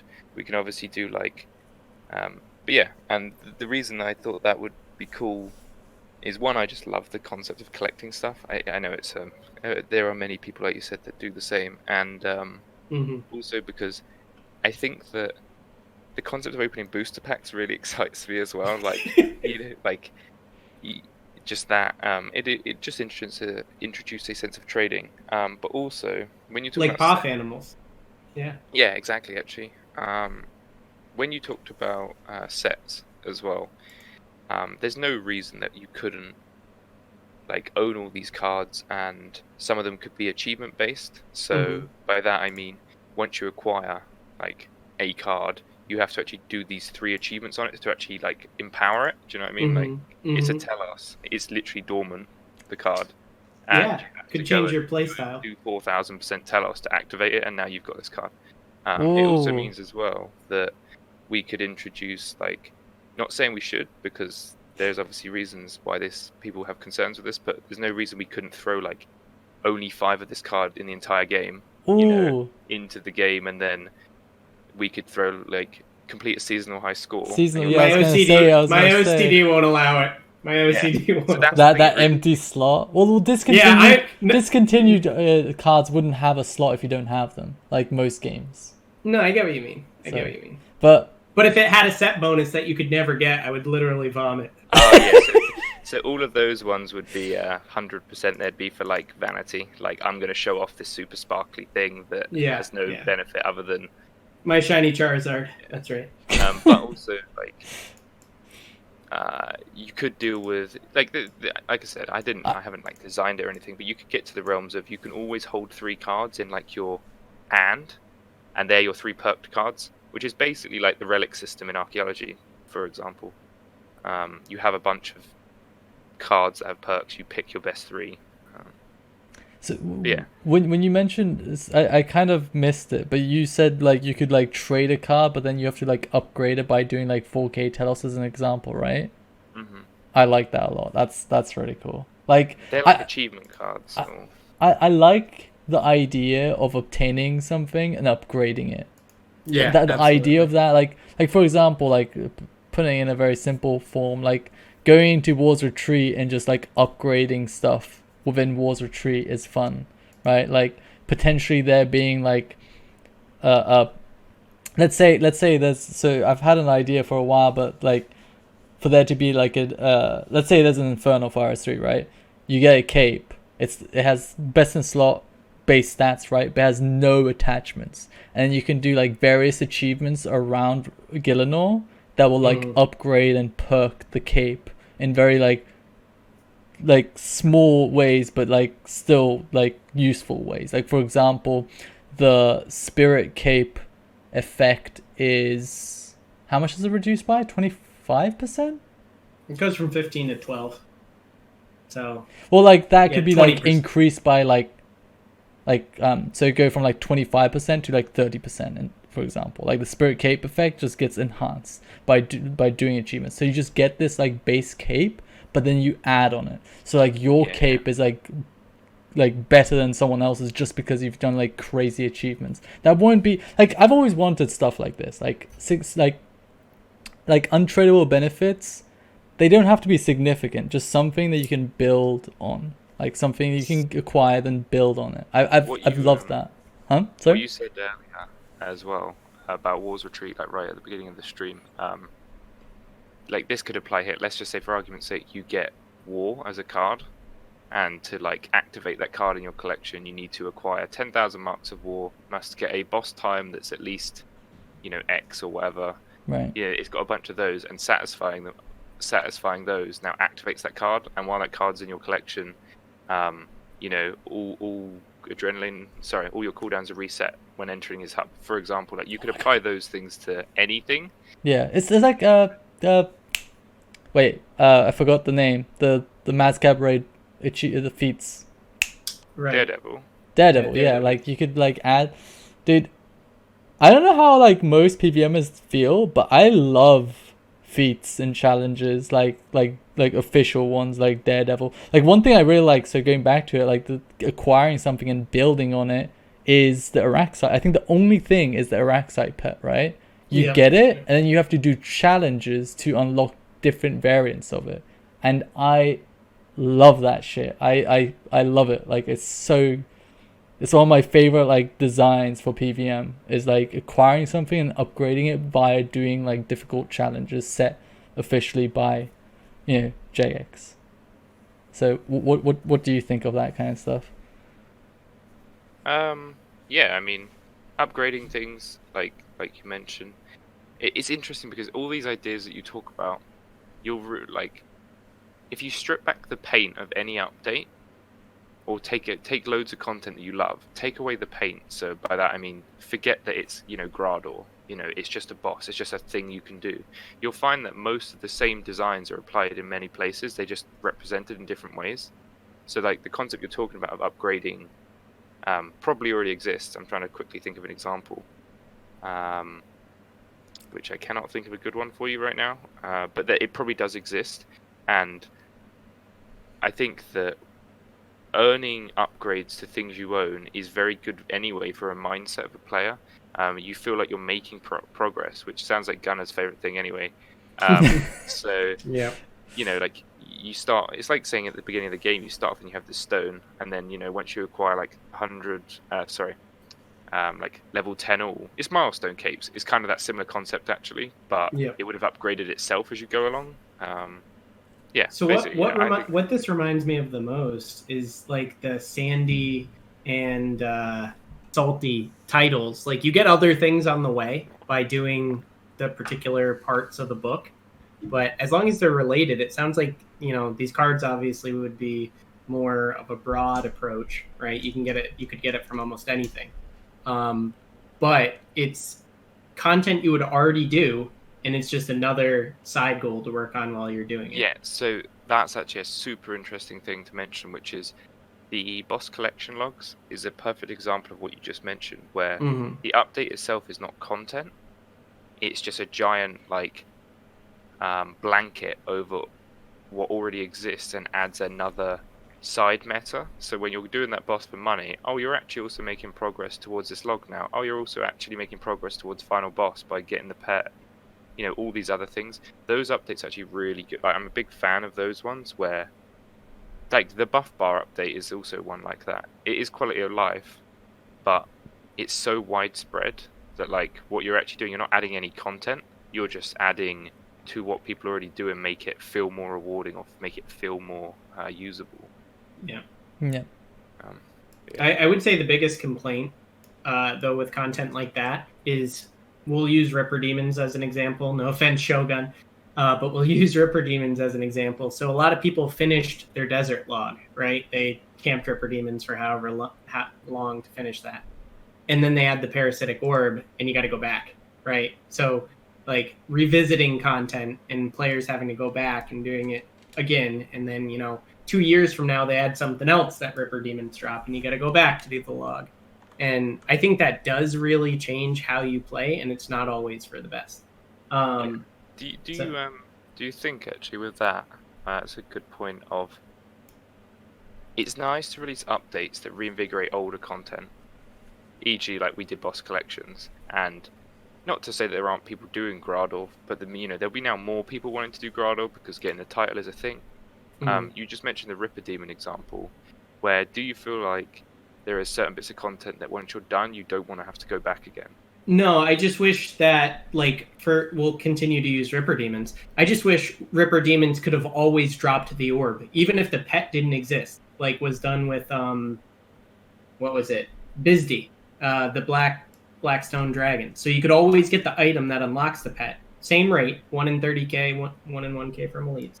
It's very frustrating to not be able to get it, and then boom, you can get it and you got to go back. So I don't really care necessarily that content is like reinvigorated or that things are added. It's just, I don't know, I feel like doing something all at once is a lot more satisfying to me personally. I don't necessarily like variety as much as the average person, so could be highly subjective, but that's just my opinion. I don't know about you, Omid. Wait, I was blanking, to be honest, at one point. Parasitic Orb. Do you like them adding stuff to content? I don't mind. Go back? Yeah. I know some people don't like it, but sometimes, like, it's the question that's really hard to answer is it ever too late? Yeah. Is it ever too late to add a pet to something that's already exists? Is it ever too late, like Parasitic Orb? Is it ever too late to add a threshold after a lot of other pets have had thresholds for ages? Vitalis threshold, etc. Like, even though it's the right choice relative to other pieces of content, is it ever too late? So It's never too late, but it's also never too early. So like for something like Ripper Demon, like Nipper Demon, we knew they were going to add Nipper Demon for like a yeah, but year some and a people, half. not everyone keeps up with all news, right? So Right, no, that's true. That's true, but Shogun knew that they were going to add Nipper Demon. So adding the parasitic orb as a potential drop, even if the pet doesn't exist, you click on it, it says, I'm not sure that will do anything right now. Oh, Or, yeah, okay, the I orb agree with that. Yeah, squirms that would have been definitely the best way to handle it, 100%. But again, I don't know how JMods get allocated time and if they That's get true. like That's green lighted on, hey, you can actually do that. Like they might be, or like up to the next of like stuff to do. But we're gonna move on. I wanted to ask you, Ryan, I looked at your profile and it said you worked on Solak. So was Solak the first boss you've ever worked on? And I was thinking about this question. It depends, because I worked on Virago, but like I was QA. If you mean, and I worked on Rise of the Six, but I was also QA. If you mean in terms of did some dev on, then yes. But even then, I didn't really do much, to be honest. Ramen was off for, I think he was on holiday, and he was on my team, so it's just him and I as the developers, and I was just maintaining it, fixing anything that came out from QA. So yeah, I don't know if was it different to anything else that you've done in the past? No. I mean, all code is code. So like, if you mean from a design point of view, then yeah, it's a different type of update. But I didn't design a lot of it. Of course, that was Mod Ramen, and I spent time talking with him, during his development and design stages, giving feedback, etc. But it's a ramen project. Have you seen his crazy notepad that he carries around with him? He showed it to us. Notes? Yeah, he showed me his notes, and it was just like a bunch of just scribbles across like 5 pages, and he was like, "This is the new boss." I'm like, "This doesn't make sense to me." It was like, no, he wasn't saying this is the new boss, but he was like, "These are like ideas I've had for like bosses and AOD and etc." It's just like, yeah. It's like, no, I mean, it kind of reminded me of like times where like I used to like be much like I used to play this game a lot more back in the day, right? And I used to, this is gonna sound sad, right? But I used to sometimes like have so many ideas that I would get up in the middle of the night, grab a piece of paper and just like fucking write my idea down, and just like then like I'm at ease and then I go to sleep. I used to do that like constantly. It was I used to have like layers of paper next to my bed with just ideas about like for RuneScape. I know, crazy.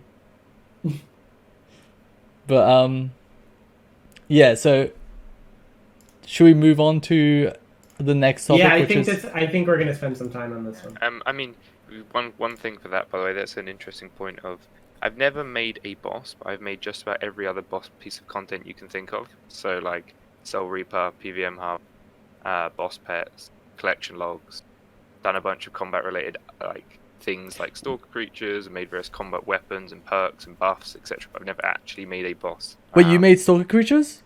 Yeah. Can you fix the goddamn animation stall? I can't tell whether they have such crazy. I mean, I think this is. I don't know how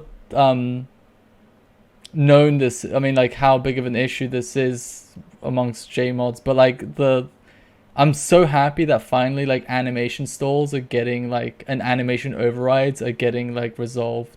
Like how like flinching can cause like override of animation and not seeing the attack animation, or flinching causing like the displacement of the NPC. And stalker creatures are what, even though it's no one cares, like doesn't matter, like you don't need to know what the stalker creature is standing, to be fair, but stalker creatures has one of the worst animation stalls. Like you will never. It does make a huge difference if you're trying to flick the elites. Yeah, I guess, but it's just like submit a bug, and then the answer is it will get fixed. Okay. Well, there's like a list of like NPCs that like. Do you know about the moss golem? Stalker creatures are just egregious, moss golems though. are the worst, I would say, because of for gameplay reasons. Well, because you need to know. They're slow. No, they're no, slow. there's animation store with their head falling off. No, I know. Oh, okay. I know. Oh, okay. Yeah. So, all right. Well. Anyway, do you want to make a boss? Yeah. Oh, yeah. That's. Yeah. 1,000,000%. Yeah. Oh, okay. Omid, save the VOD so we can send it to the higher ups. Yeah, I mean, honestly, I'd be. You know what would be cool? It's gonna sound a bit weird, right? This might be like a bit Gladiator, right? Like Mod Pie, Mod Ramen, Mod Orion, and Mod Ryan. Okay, that was they sounded Tongue twister. Okay, Yeah. they all create a concept. They all like write up an idea, and the players vote on it. And whoever wins gets to create a boss, the next boss. Just the live stream is them emphatically them petitioning fighting the player in a pit. Oh, okay, maybe our ideas weren't the same. Fighting to the death, but yeah, I don't know. I would love that. I think That'd be cool. I think like all of you and probably people like behind the scenes have like so much potential to make like amazing bosses. And to just let loose and just I don't know. It just excites me, but I also don't want to get my hopes up too much. At the same But yeah, hopefully you and a lot of other people get the opportunity because I think great things could come out of it. Hopefully you'll make that 0.0001% bubble boss. That no one can do. Anyways, unless you wanted to add anything to that, Ryan, before we move on to the next topic. Sorry, what? No, sorry, I've nothing to add. That's Okay. Thanks. Okay. Well, now that we know the next boss is going to be a literal bubble, an amorphous blob. All right. So the next topic is effort and reward, and the first I want to touch on is the thing that you worked on, which is Fishing Frenzy. So which you asked us about earlier. So, Omid, you were saying? Oh yeah, so this is part of I always forget the name. What is it called? Deep sea fishing. I always forget it. Deep sea fishing, yeah. Deep sea fishing hub. Part of deep sea fishing. Like I like deep sea fishing because there was AFK, there was money making, but there's also a high effort method. So I wanna. Who do we start on? Do we start on our opinions of it, or do we start on Ryan's opinions of? Yeah, we'll start with Ryan. So Ryan, what was your goal in making Fishing Frenzy? I think we know sort of, but in your own words, what was your goal with fishing? To be honest, it was to create another method for training fishing, where the focus was on the experience gain, because that's why there's no rewards from it, and it was supposed to be more engaging. That is pretty much the principle of it, because you'll notice that the hub is made up of, as you mentioned, there is your traditional just normal regular fishing spot, which is actually just sailfish. It's got a slight addition, but that comes later, the whole swiftness. Mm-hmm. You got your ZMI fishing is what we were calling it internally, which is your swarm fishing. So that's supposed to be purposely AFK, but just it's got the extra mechanic of how it works. Jellyfish were made to have a unique new mechanic because I wanted to try something new to learn from it, but also because jellyfish, based on their effect, I didn't want them to just be an AFK fish. Yeah, I really like deep sea fish. I was going to say also, jellyfish admire, just had a unique PVM impact. I admire a lot of your skilling updates. Like I really like deep sea fishing for all the things that it has to offer, right? Thanks. Yes. So, but so. I think me and Gunner's opinion on Fishing Frenzy and a lot of other methods that just take a lot of effort and require attention and require decision making, etc. It's just not linear as a lot of AFK methods. We think it's just really low XP per hour. And whoa. We got to contextualize. Okay, it's not really low compared to everything else in the game. It's really low compared to what it should be for the effort. Yeah. So I think Wobbegongs is what really Like if something- Wobbegong's didn't exist, Fishing Frenzy would be, I think, perfectly balanced, because when you compared it to Waterfall, it would be worth the extra effort. So I don't remember the exact XP numbers, but what are the XP rates of Wobbegongs, Fishing Frenzy, and Waterfall? Could you tell me, Gunnar, or just like rough estimates? It's like 380 for Wobbegongs and 455 for Fishing Frenzy. So it is better. So do you think Fishing Frenzy would be OP if it was like 550k an hour? Like if it was like significantly, are you asking me or Ryan? Or Ryan, or both of you, like if Fishing Frenzy compared to like something that is AFK like Wobbegongs is significantly better, but realistically no one's going to achieve those rates over long periods of time because people are going to make mistakes, right? How do you feel about that? Like, would you say no, like it would be broken, or or are you happy with how it is? Or I'll let Ryan go first. So I was going to say, so the interesting thing is that I knew this. I preemptively knew what you guys were going to raise. So the thing with Fishing Frenzy is the reason it is the XP it is because we didn't want fishing XP per hour to be more than what that is. Like, we didn't want to make it, for example, 550, 600k an hour, because the reason that you are referencing it as that's what it should be is because of basing it on Wobbegongs, right? If you want the short answer, I would say Wobbegongs are the problem in fishing. I would agree. That's where Okay. that's why it looks the way it is. For argument's sake, if we change the XP down on Wobbegongs, I imagine, like you were just saying, at that stage you'd start to consider it being way more viable for what it is. Fishing Frenzy, that is. But yeah, so the reason it is like it is because that's like the high end where we wanted the XP to be. When, like we just discussed, you said the effort versus reward here is I may as well just AFK Wobbegongs and hop islands until I find them, versus pay full attention where it's like I have to click literally like every 3 cycles or whatever it is.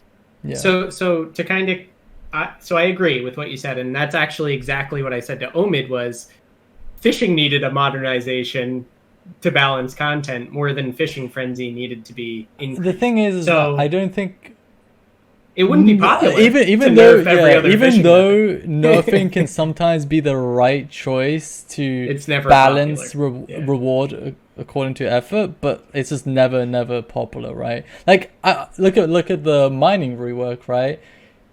Like how they I don't know how to describe this, but you know how like they made a change to mining, but then they essentially reverted it.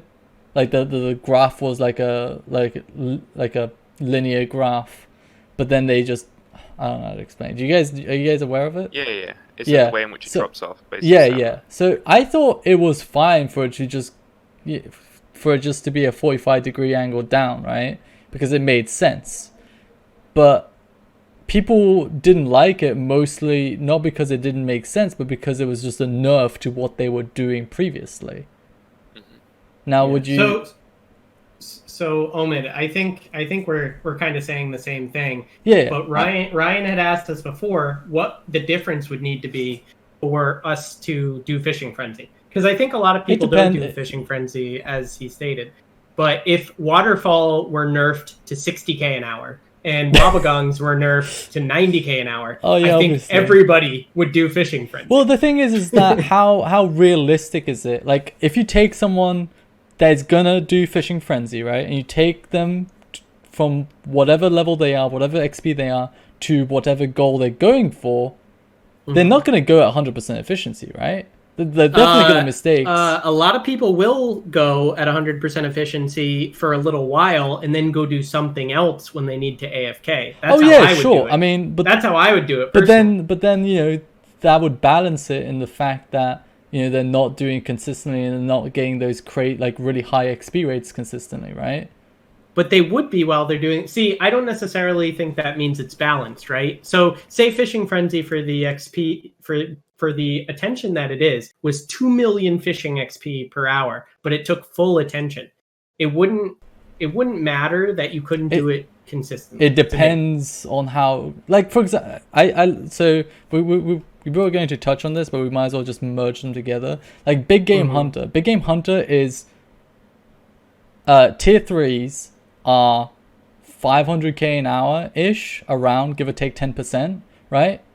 Optimally. Well, and if you finish it in like 36 minutes, you know, for a cycle, doesn't it get like to 660, 700? it depends what bonuses. I'm talking about base Okay, XP keep right going, now keep because going, base keep XP is the way to go. Yeah. Keep going. I'm almost certain it's a GP loss as well. Like if you do all three, right? Yeah. And on average, with Terramall at what it's at. Yes. yeah. And it's not consistent, right? You get locked out, right? Hello? Yeah. Yeah. Okay. So you get locked out of it. It's a GP loss. Let's say it's break even, and it's like 550k an hour, right? Compared to other hunter methods, it's ridiculously undervalued. I think. Like, if you take Grenwalls are 450k an hour. They're very linear. They're mechanically it's just very, very linear, right? It's very easy to do Grenwalls optimally versus big game hunter optimally, right? And in Grenwall, you also make 10 mil GP an hour, right? They also have a lower requirement. Also, they are consistent, right? Like I said, with tier 3 meat, you can only do it half, like 70% of the time, right? What are you going to do with that downtime, right? Like people hate that as well. Like people hate having people like just sitting down, or in my opinion, right? People like sitting down, just grinding something, right? You know, people do not like dailies, advocate. Diversions, or stuff. I love dailies. Well, I'm just saying, I think most people, right? So yeah, you're right. I think big game hunter, like I pitched this to so many JMods that worked on Anachronia, but I don't think any of them. I feel like they're like, it offers Terraform more, so it doesn't need to be good good XP per hour. But I disagree, right? I think it's fine for it to be good XP and to be rewarding and to have like a reward behind it. Because it takes skill. Because it takes skill, and to do big game hunter consistently over long periods of time at like 90% efficiency is crazy, right? Like it's very hard. Yeah, it's unrealistic, right? So for it to be optimally like really high XP rates, like 1.2 mil compared to Ornate Turtles, which is it, how much is it? Is it one? Not anymore. It's Ornate Turtles is probably like 720k, something like that. Oh, it's Charming Moths are it's the just best. over Charming Moths are the 800k. I remember Jonah's video. It's just over 800k. So let's say big game hunter is like 1 mil XP per hour. People probably still wouldn't do it because that's just tier 3 being at 1 mil XP per hour, right? And it's not consistent.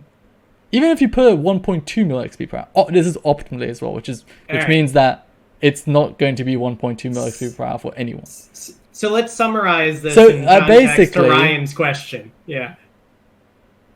Like, connecting this to Fishing Frenzy, what is your opinion, your personal opinion on this? What would you change about this if you could like just change it to your own preference and your like visions? Like, what do you think is right? What do you think is wrong? Or reasons behind big game specifically, or big game or Fishing Frenzy? So a common misconception, actually, I think that can be seen or heard often is, I'm not. These aren't exact numbers. I'm just using them as examples. But someone's like, cooking is 1 million XP an hour, and hunter is only 400k. So like, what's the problem with making it 600k, 800k? Like, there's way faster skills. So skills shouldn't be compared to each other. They should only really be compared to themselves. Yeah, I agree. Because, sorry, there's a reason I'm explaining this. Yeah, no worries. Go for it. Because when I mentioned like Fishing Frenzy, we didn't want to make fishing 600k XP an hour, for example, for the sake of making Fishing Frenzy worth doing, if that makes sense. Because realistically, that would be going from, let's say, 400k an hour to 600k an hour. That's a plus 50%. Like, that's crazy in like one update. And so you guys learned from Draconic Jadinkos back. But that wouldn't be for like, if you took like every player, right? I don't know how you measure it, right? But if you take every player and you average their XP rates, it wouldn't go that much higher with Fishing Frenzy being 600k, right? Because the majority of people will do AFK, and the people doing Fishing Frenzy wouldn't be doing it 100% optimal, right? I think Fishing Frenzy could be more XP.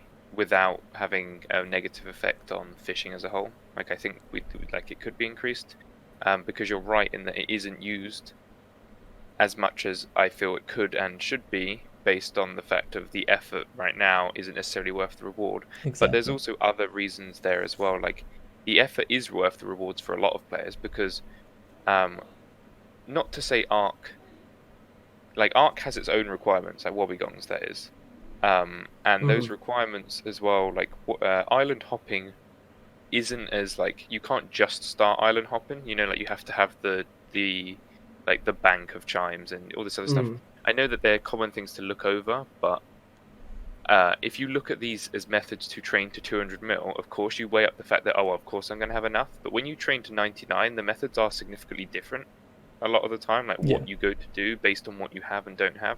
So like Fishing Frenzy, for reference, by the way, is used. But I imagine it's not used if you have access to the Ark by anyone who is going to be going for like tens of million XP. Do you have like information of like what portion of the XP is gained in certain locations Like and how it's methods? gained?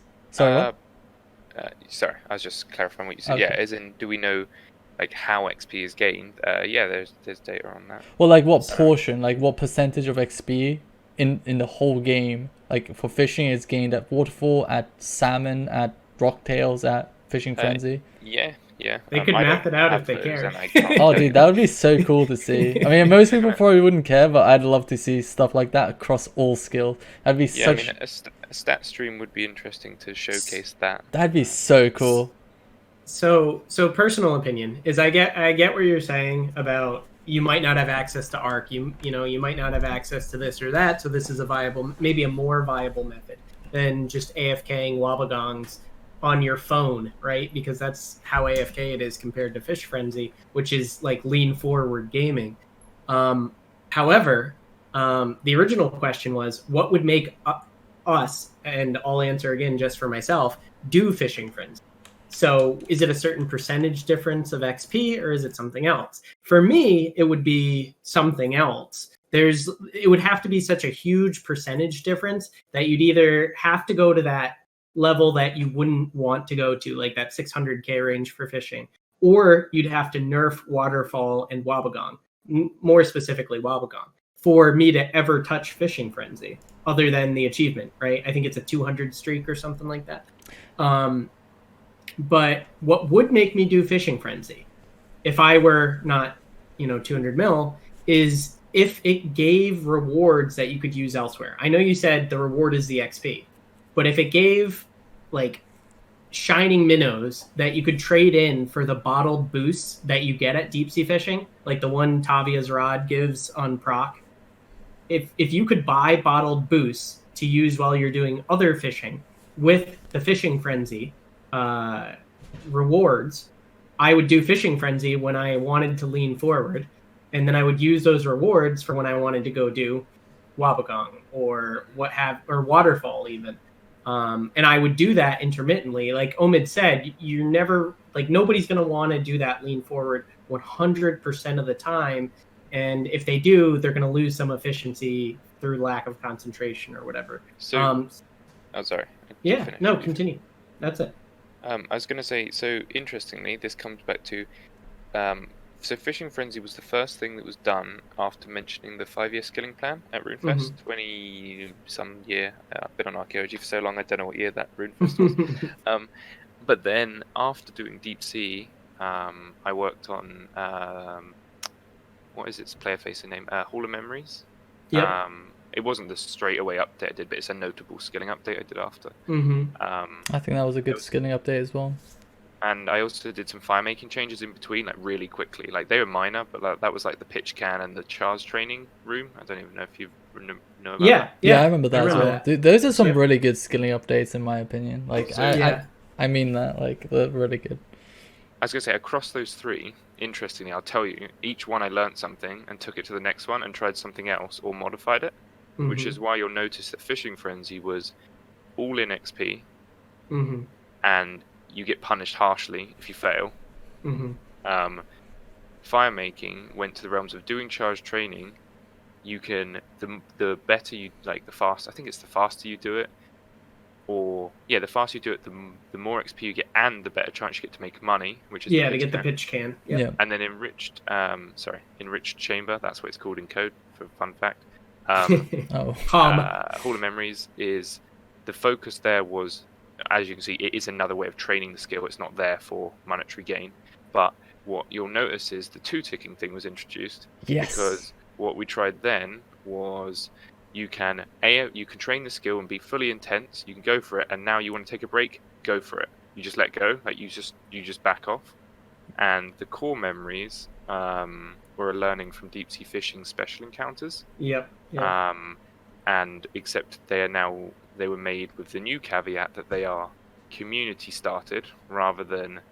I was gonna say, were core parties the intention, because they're kind of insane. I mean, give me like 5 seconds, I'll come back to that. You'll notice that this whole thing, that if I was to explain like design process between everything I've worked on, like learn something, take it to the next one, and figure out like new things. And sometimes things fail, like you have to fail, right, to work out what works. But hopefully you'll notice between them they have their own good elements. The Hall of Memories, to answer your thing, it was intended that people would make a friends chat and hop worlds. It wasn't necessarily I didn't expect the scope of it, of people doing what they do, where they have alts that collect all the core fragments, and have enough that they can do these things for so long. But at the same time, it's a nice bit of content that has a different style to it, and it's cool that it's like on Double XP weekend, people like core parties, come check it out. It's a cool thing to see, because what I do like a lot is designing content that is more of a tool set, and it allows players to use it how they please and create the content for create play styles from it. That's how I prefer to design things. Like, I don't design things and say you have to do it like this. Here it is, go forth, do what you like. Yeah, I think Hall of Memories is just great because of that. Like, it has an option to AFK, it has an option to put in effort. It's quite a lot of effort as well as but it also has a community aspect, and it's just the best of all worlds. I really like the gameplay. I do think it's a little divergent from what we talked about before, and not wanting skills, like comparing a skill in a vacuum, right? If you ignore cash, right? Cash is 2.x million divination XP an hour. Pre-HOM divination training was like 160k an hour. Now it's like 700k an hour with the scrimshot. So I know it might not have been unintended, but it seems like there's a discrepancy in how much each skill is willing, Jagex is willing to move each skill forward, if that makes sense. So, and reluctant to nerf it, as Omid mentioned, because nobody likes nerfs. So. Yeah, you're right.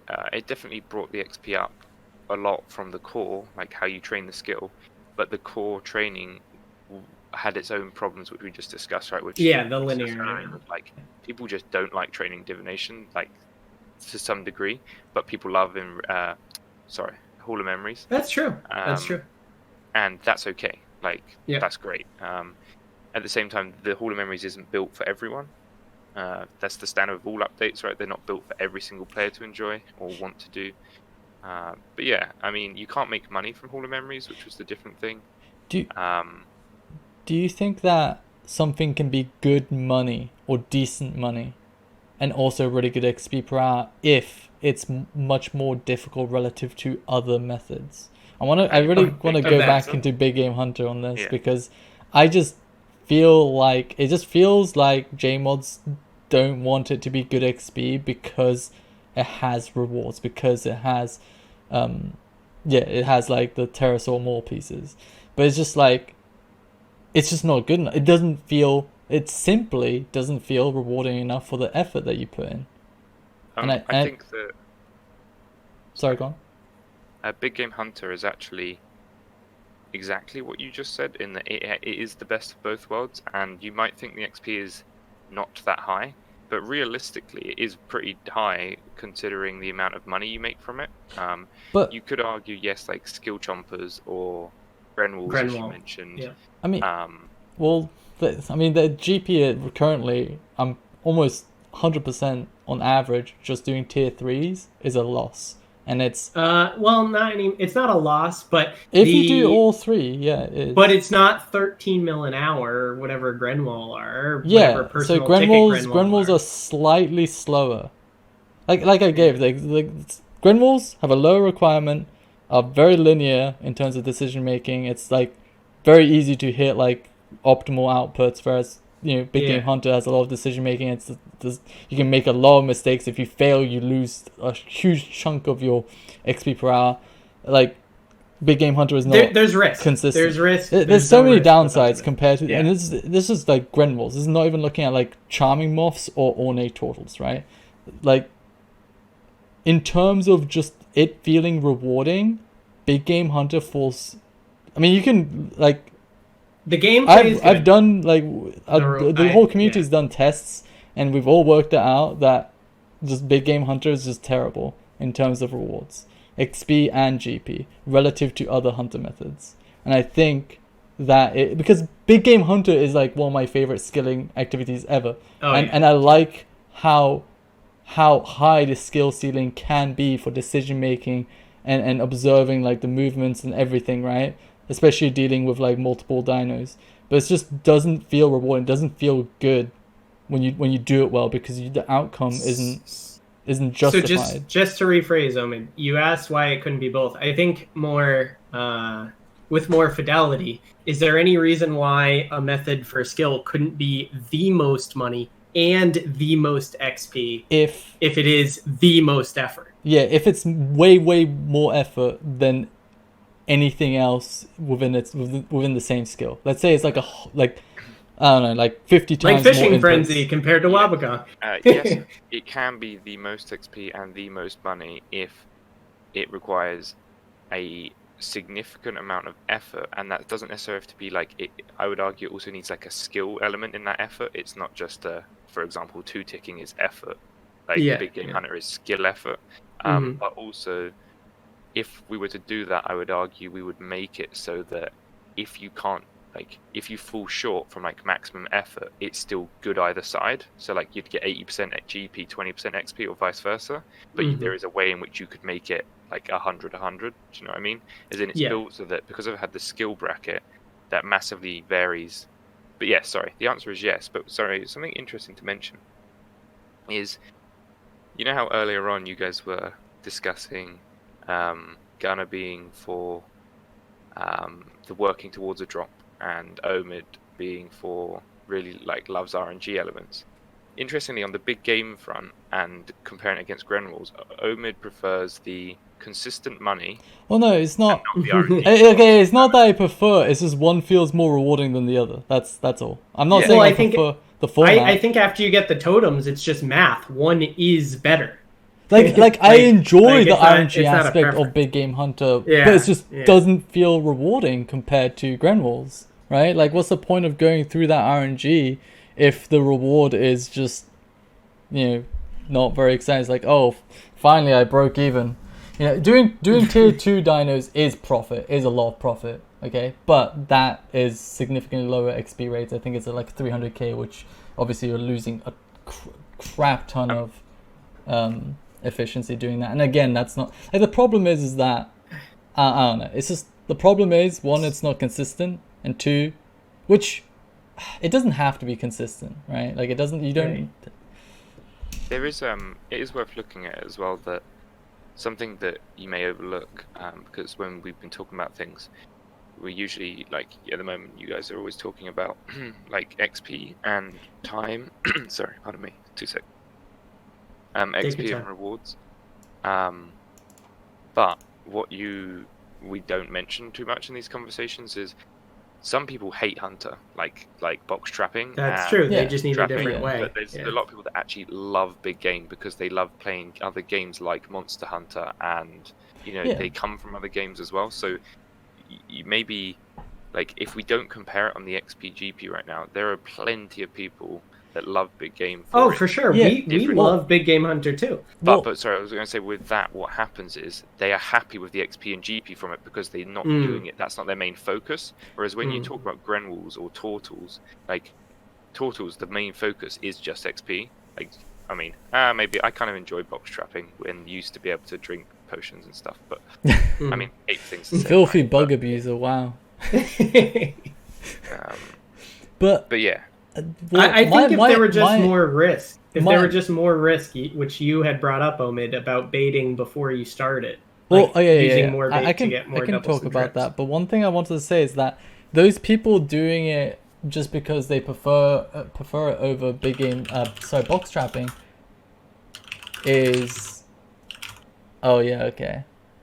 Okay. Well. I'll just finish on this. Is that those people are probably not going to be doing big game hunter efficiently. So let's say they go at like 60% efficiency, and I'm suggesting it be like 1 mil XP per hour. It'd still be 600k, which isn't that much for the level requirement and blah blah blah blah and effort, right?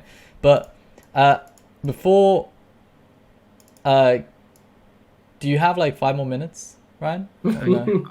yeah, I could do 5. Okay. I want to just like Discord Q&A and ask you the questions that's been asked, which is, I don't know how long these will be, but I'll try just firing them out and you can give me like a summarized Bang, bang, bang. answer. So, oh, wait. Okay.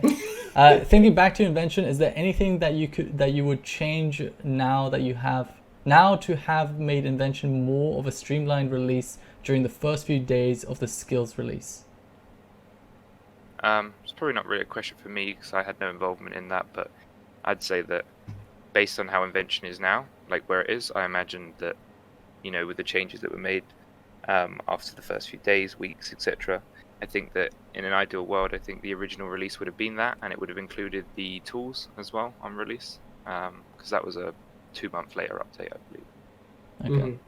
As deep sea fishing was a large scale success, it seems the one part that sticks out is Fishing Frenzy. What are your thoughts on Fishing Frenzy and the battle between AFK? All right, we've went over this. We've I'm going to skip covered this. that at length. What inspired you to create the Mod Ryan trading sequence, and how much freedom do you have or other developers have to develop to and expand Easter egg type items interactions during development?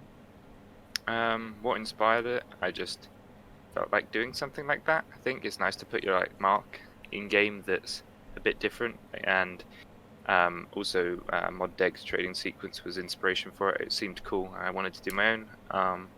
As for freedom, we can do that sort of stuff. In terms of when it gets updated, usually the plan is to update it with any update I have the time to do so, because it's not just time for doing it, it's also getting, if there's any text, getting it localized, which requires a localization team to do it, a bit of extra work for us for that project. And also that trading sequence doesn't have an end. I haven't designed it to its end. I kind of design each step with the project that I'm working on, because I don't know necessarily what project is coming next and how to fit it in. However, with archaeology there is another step. Okay. And one more thing before you go, and we'll answer after you've gone, but what is your favorite skilling activity and why? I was thinking about this, and I don't have an answer for you, because like I said to you guys at the beginning, I just love training the skills in RuneScape. So, it's weird, but I really enjoyed, like we said a minute ago, I enjoyed hunting turtles, as weird as that sounded. No, I liked it too. I I liked it too. enjoyed construction on mahogany tables. Everyone in Twitch chat's gonna start dance gaming. Yeah, you no, liking construction, building. I still remember there was a double XP weekend years ago, and someone named build table, remove table, and repeat process got 99 construction in the right order, and it just cracked me up. I mean, I wouldn't propose, I wouldn't design those content, those specific bits of content. I think they have some good elements, but a lot of the negatives come out that can be improved on. Yeah. But I enjoy doing those. I definitely enjoy training archaeology, so you can find out about that. Oh really? Okay. Why are you teasing us? 9 days. 9 days. Yeah, and are you gonna race? Are you gonna try going really hard? Nah, I mean, are there any other level 3 skillers that are actively still playing? I don't know, to be honest. I know a lot of them play old school now. They may come back for it. Will I race? No. I mean, I'll train it, but for the first few weeks, for sure, like I want to focus on, any post-release feedback that, making it the best we can. Like if there are things that we think are right to change, we should do it. But I'll be training, so don't worry.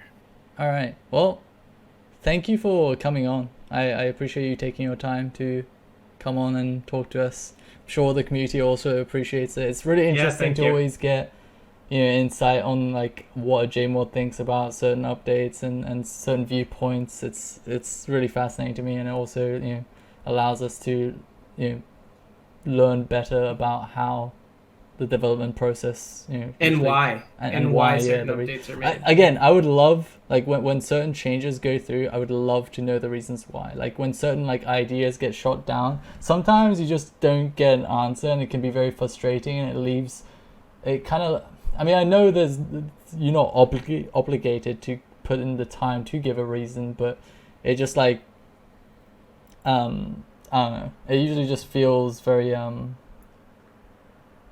don't know how to describe no, it. it's good to hear the logic. Yeah. Whether or not you agree with the logic, it's good to hear the logic. Yeah, you can like kind of move on. I mean, I agree, and I think that I can't even think of the examples, but I believe that we had that feedback like a year or two ago, and since then we have been, explicitly posting about when we want to do stuff and why. Yeah, the Poth nerf, the Hunter modernization.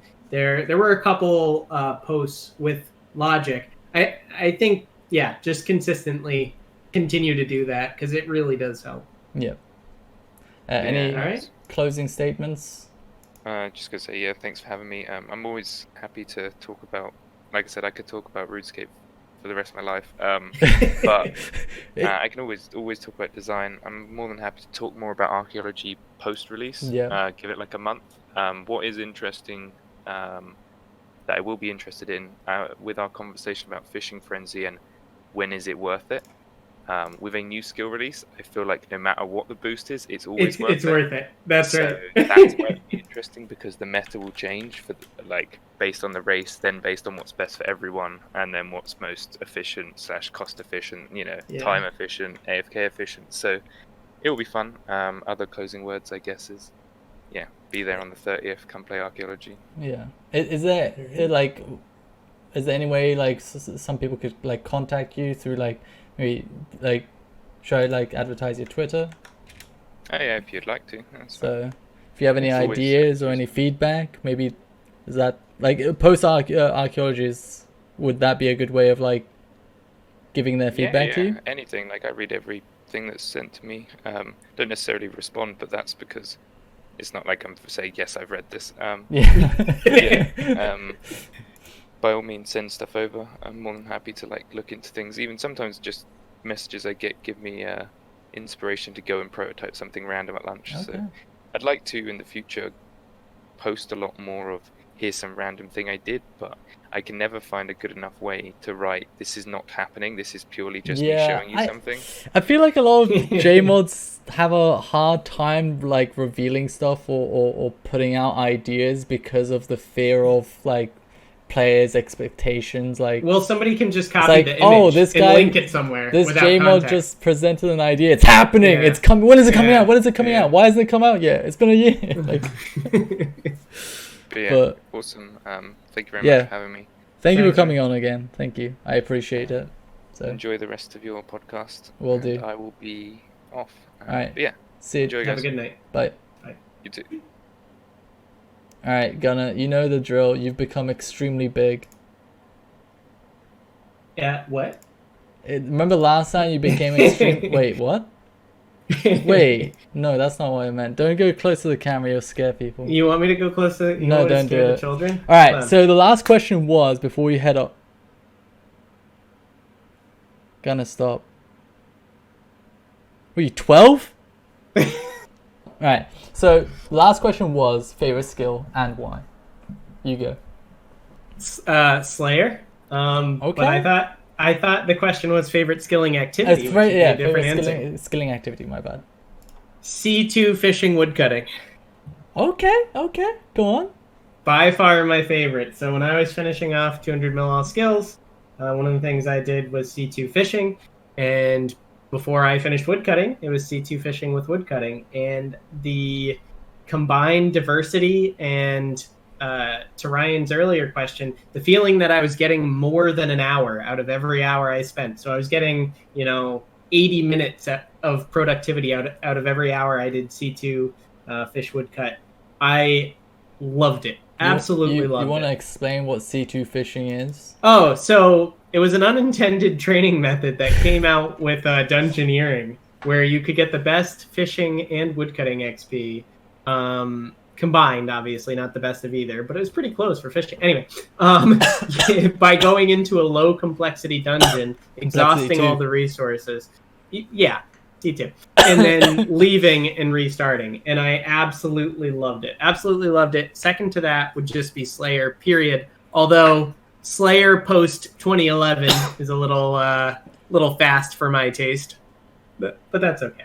Right. What about you? What's your absolute favorite? Guess. You have 3 guesses. I have 3 guesses? Yeah. Charm Sprites. Nope.